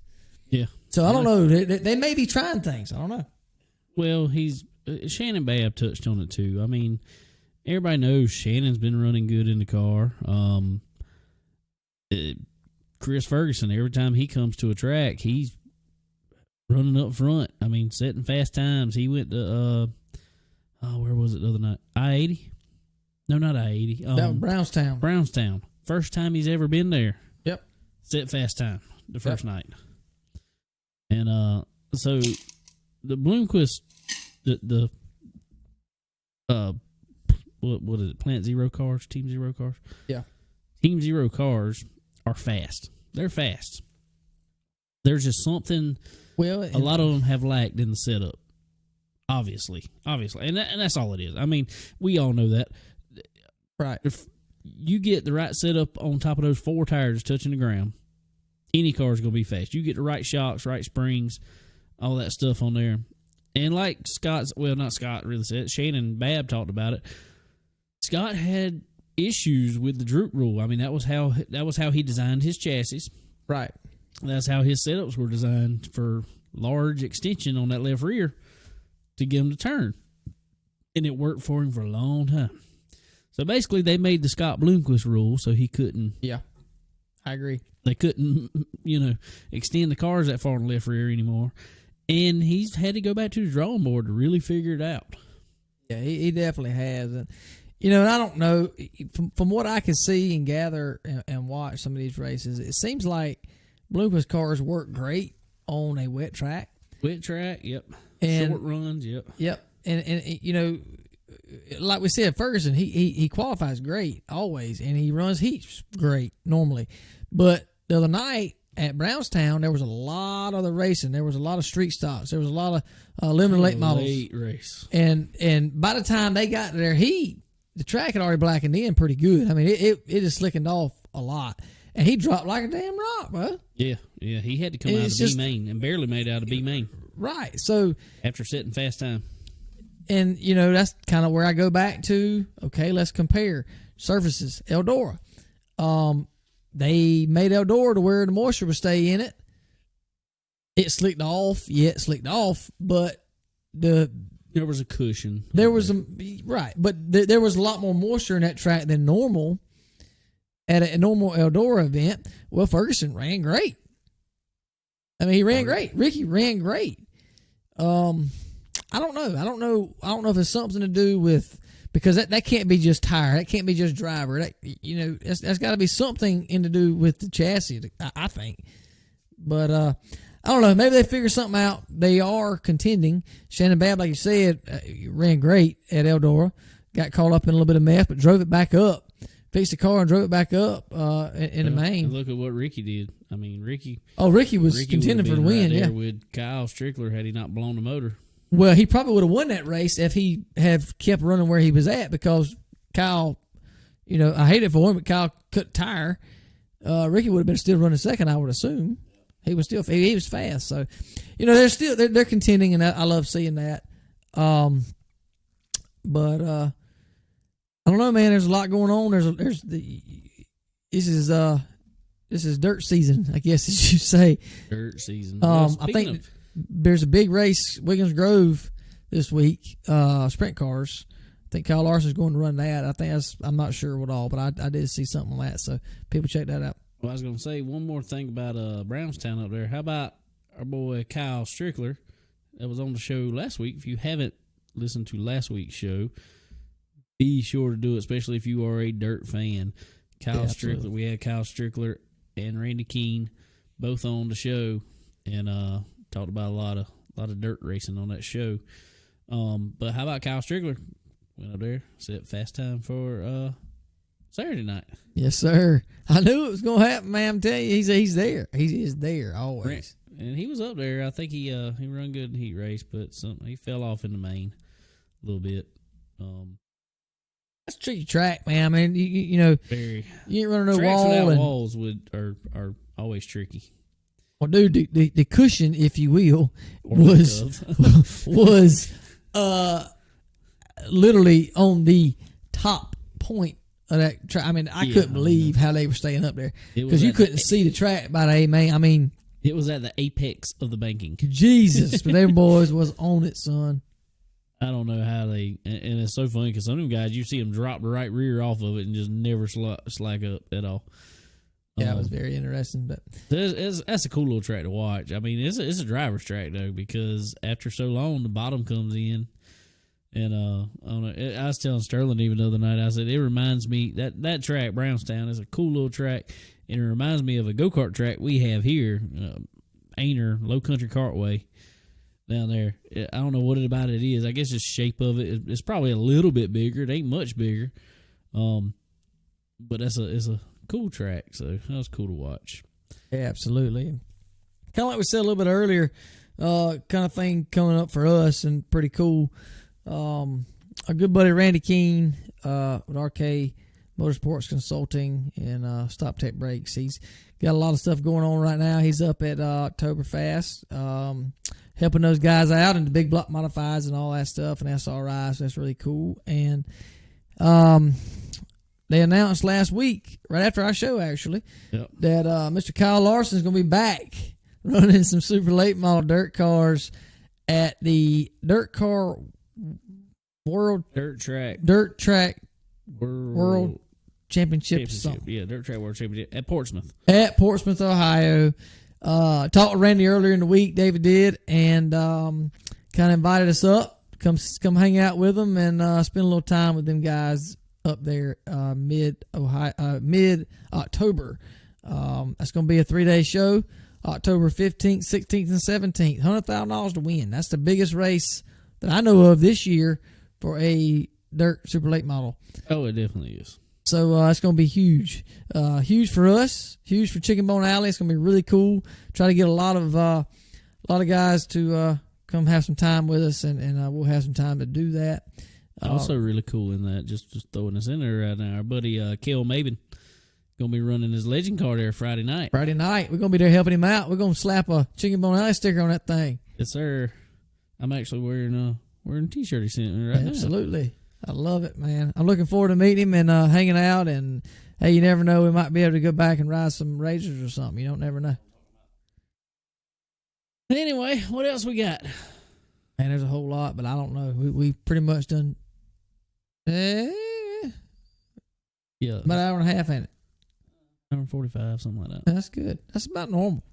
Yeah, it's been about normal for us lately. We used to shoot for hour-long shows. Hour-long show. You can't do that anymore. We can't do it anymore. Can't do it. We just talk too much. We like to talk. I apologize. I guess that's why y'all listen, because y'all, whatever reason, like to hear us talk. Yeah. Or maybe not like to hear us talk, just like what we're talking about, maybe. Exactly. Well, and want to give all y'all actually a shout-out and a big thank you. We've had... for us to start this podcast back in February, and like we've said on here a few times, this was the absolute worst year to start almost anything, just anything, because everything just died all of a sudden come about late March, early April, and we didn't really know what to talk about. It was so weird for us because we didn't know what to talk about for weeks. We had to talk about iRacing and whatever else we could drum up. But it's come back, and I'm gonna tell you what, we get numbers back from this, and we get see y'all's responses on Facebook and Twitter and Instagram and all that stuff, Apple, and Checkered, and I think our reach is growing leaps and bounds here. It really is. It's a big thing for us. And like I've said before, we're not doing this to try to get any kind of praise of any sort. We're just doing it to have a good time and have everybody coming on with us and spending an hour and a half or 2 hours or 2.5 hours or whatever time of your day listening to us. We do really appreciate it. And, anything y'all want us to talk about or anything, whatever, just send us a message by all means, and we'll definitely put it on the show if we can. But we got a lot of stuff coming up, a lot of good guys coming on. Hopefully soon we're gonna have some big winners coming back. Derek's gonna be back on with us for sure soon. So there's a lot of stuff coming up good. Looking forward to Portsmouth. Really am. Having a little time to get up there and see those guys, and I think we're gonna try to get to Millbridge on Wednesday night, the 14th. Get up there and see. I don't know. We might be able to get in touch with old Matt Turson and boys. Maybe so. Maybe we can get them out to the track. I know that ain't really a race day for them, but maybe we can get them out to the track and come hang out with us for a little while. That's right. We're gonna head up there. Also, real fast, I want to put out there that let me find it out here. William Eads and Matt Smith running the GNCC, the 4-wheeler up there in Ohio and Pennsylvania, all them areas. He messaged me the other day. He told me they had a race the other day, finished 9th. Claimed it was in the top 3 in a hard battle up there, and a daggone tire fell off. Are you kidding me, bro? Come on, man. Turning his 4-wheeler into a tripod. That's some of that chicken bone out of luck, man. You got to just shake it off. It'll happen, bro. Our bad. Yeah, it'll get better, I promise. You put them decals on there. Our bad. Yeah. That 1-800. Our bad. Yeah. Anyway, they got some cool races coming up. Y'all check out all the GNCC quad stuff. They're gonna be racing in Ohio, and also some in Pennsylvania. So y'all check out all the GNCC 4-wheeler quads, whatever you want to call them things. Check out all their schedule. I think it's gncc.com. It's got all their schedules on there. Check out Matt Smith. I know they're gonna be racing up at Fast Tracks and I think it's Mason Dixon up there in Pennsylvania. So y'all check them guys out. We really appreciate them running the logos on the quad there. Yeah, absolutely, man. And like I said, we talk about any kind of racing. It don't matter what it is. And if you guys want to see more than just your normal social media stuff, don't forget to check out Checkered. That's right. Checkered, the race hub. Anything racing. I mean, they got snowmobiles, they got quads, they got lawnmowers. Anything. I think they got marbles on there. I don't know. Who knows? We can talk about marbles on there as long as they're racing. They don't care. It don't matter, bro. We race tape measures. I used to do that back in high school. You don't tear never up know. your fingers, but it will. You gotta watch out. I ain't gonna lie. Absolutely. But yeah, speaking of the cold, we're going up to Ohio. It's gonna be chilly. And that's what the forecast looks like. It's out there. gonna be chilly like up be there. down in the 30s. We ain't used to that kind of weather down So here. we're gonna have to find us a hoodie. Yeah, we definitely need some hoodies. Who got some hoodies out there? Who got some cool hoodies? I know one that's got some cool hoodies. Ford Bite. They got some awesome hoodies. They got some nice toboggans now too. So for all you guys running up north, for sure, it's not quite ready for that yet around here. But all you guys up north, go ahead and get on Ford Bite. Check them out and get your cold weather attire for sure. Yeah, you're gonna need it here shortly. I don't know if y'all's weather's been like ours, but we went from 90 to 55 like the weather saw a state trooper or something. I don't know. It cooled down quick. It did quickly. I like it, but it cooled down quickly. Like we say every week, make sure to go check out SRI Performance, Stock Car Steel, and for all your Draco Spring needs, right there on SRI Performance also. Yeah, absolutely. RK Motorsports Consulting and Randy Keene. Need to get them Stop Tech brakes. Make you fast. Go talk with Randy. He will hook you up. Don't forget, you got to what you slow need. down to go fast. You got to slow down to go fast. Thing. Like he talked about, between Kyle Strickler and Kyle Strickler's one of the best. Just keeps his foot on the brake, and you see how fast he's been lately. That's what I'm saying, bro. You gotta keep in touch when you stop take breaks. You gotta keep in touch with them. Right. And Arcade Motorsport Consulting can hook you up on all the products. Yeah, go check him out. On your Draco Springs too. So go check him out. Like I said, best place is Facebook to check out. Like we just said, obviously Forward Bite, Checkered. Man,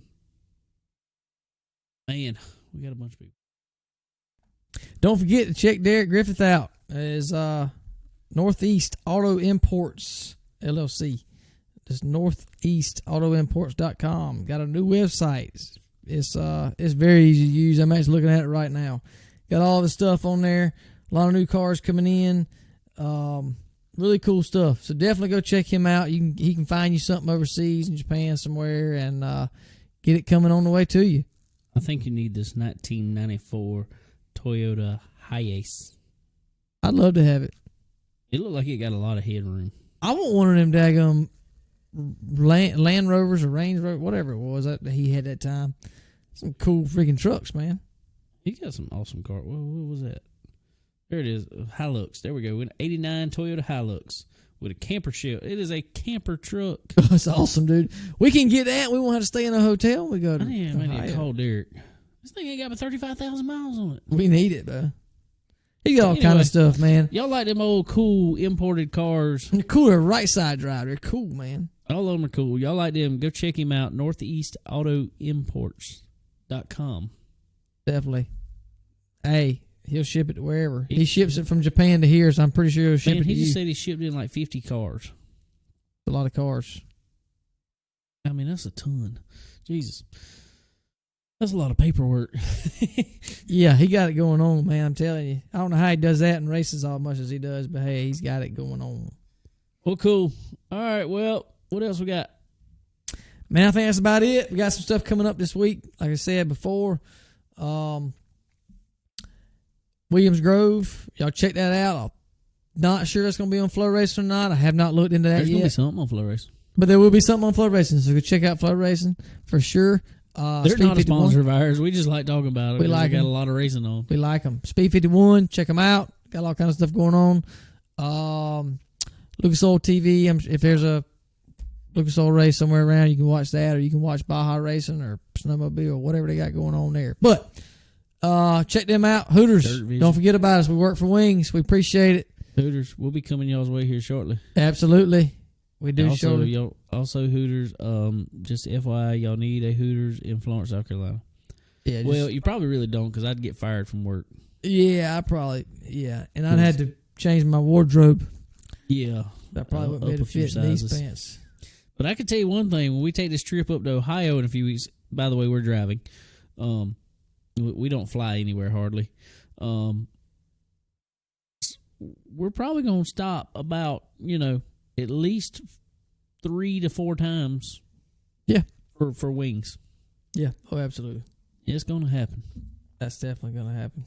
So we work for Wings. Had some last night actually in Charleston, South Carolina. So must be nice. I appreciate it. I thought about you. Bet you did. You could at least brought me the leftovers because you didn't eat all of them. I know. I didn't. my eyesight was hungrier than my stomach, I guess. Oh, anyway, well, cool, y'all. Well, we will see y'all next week, same time, same place. Later.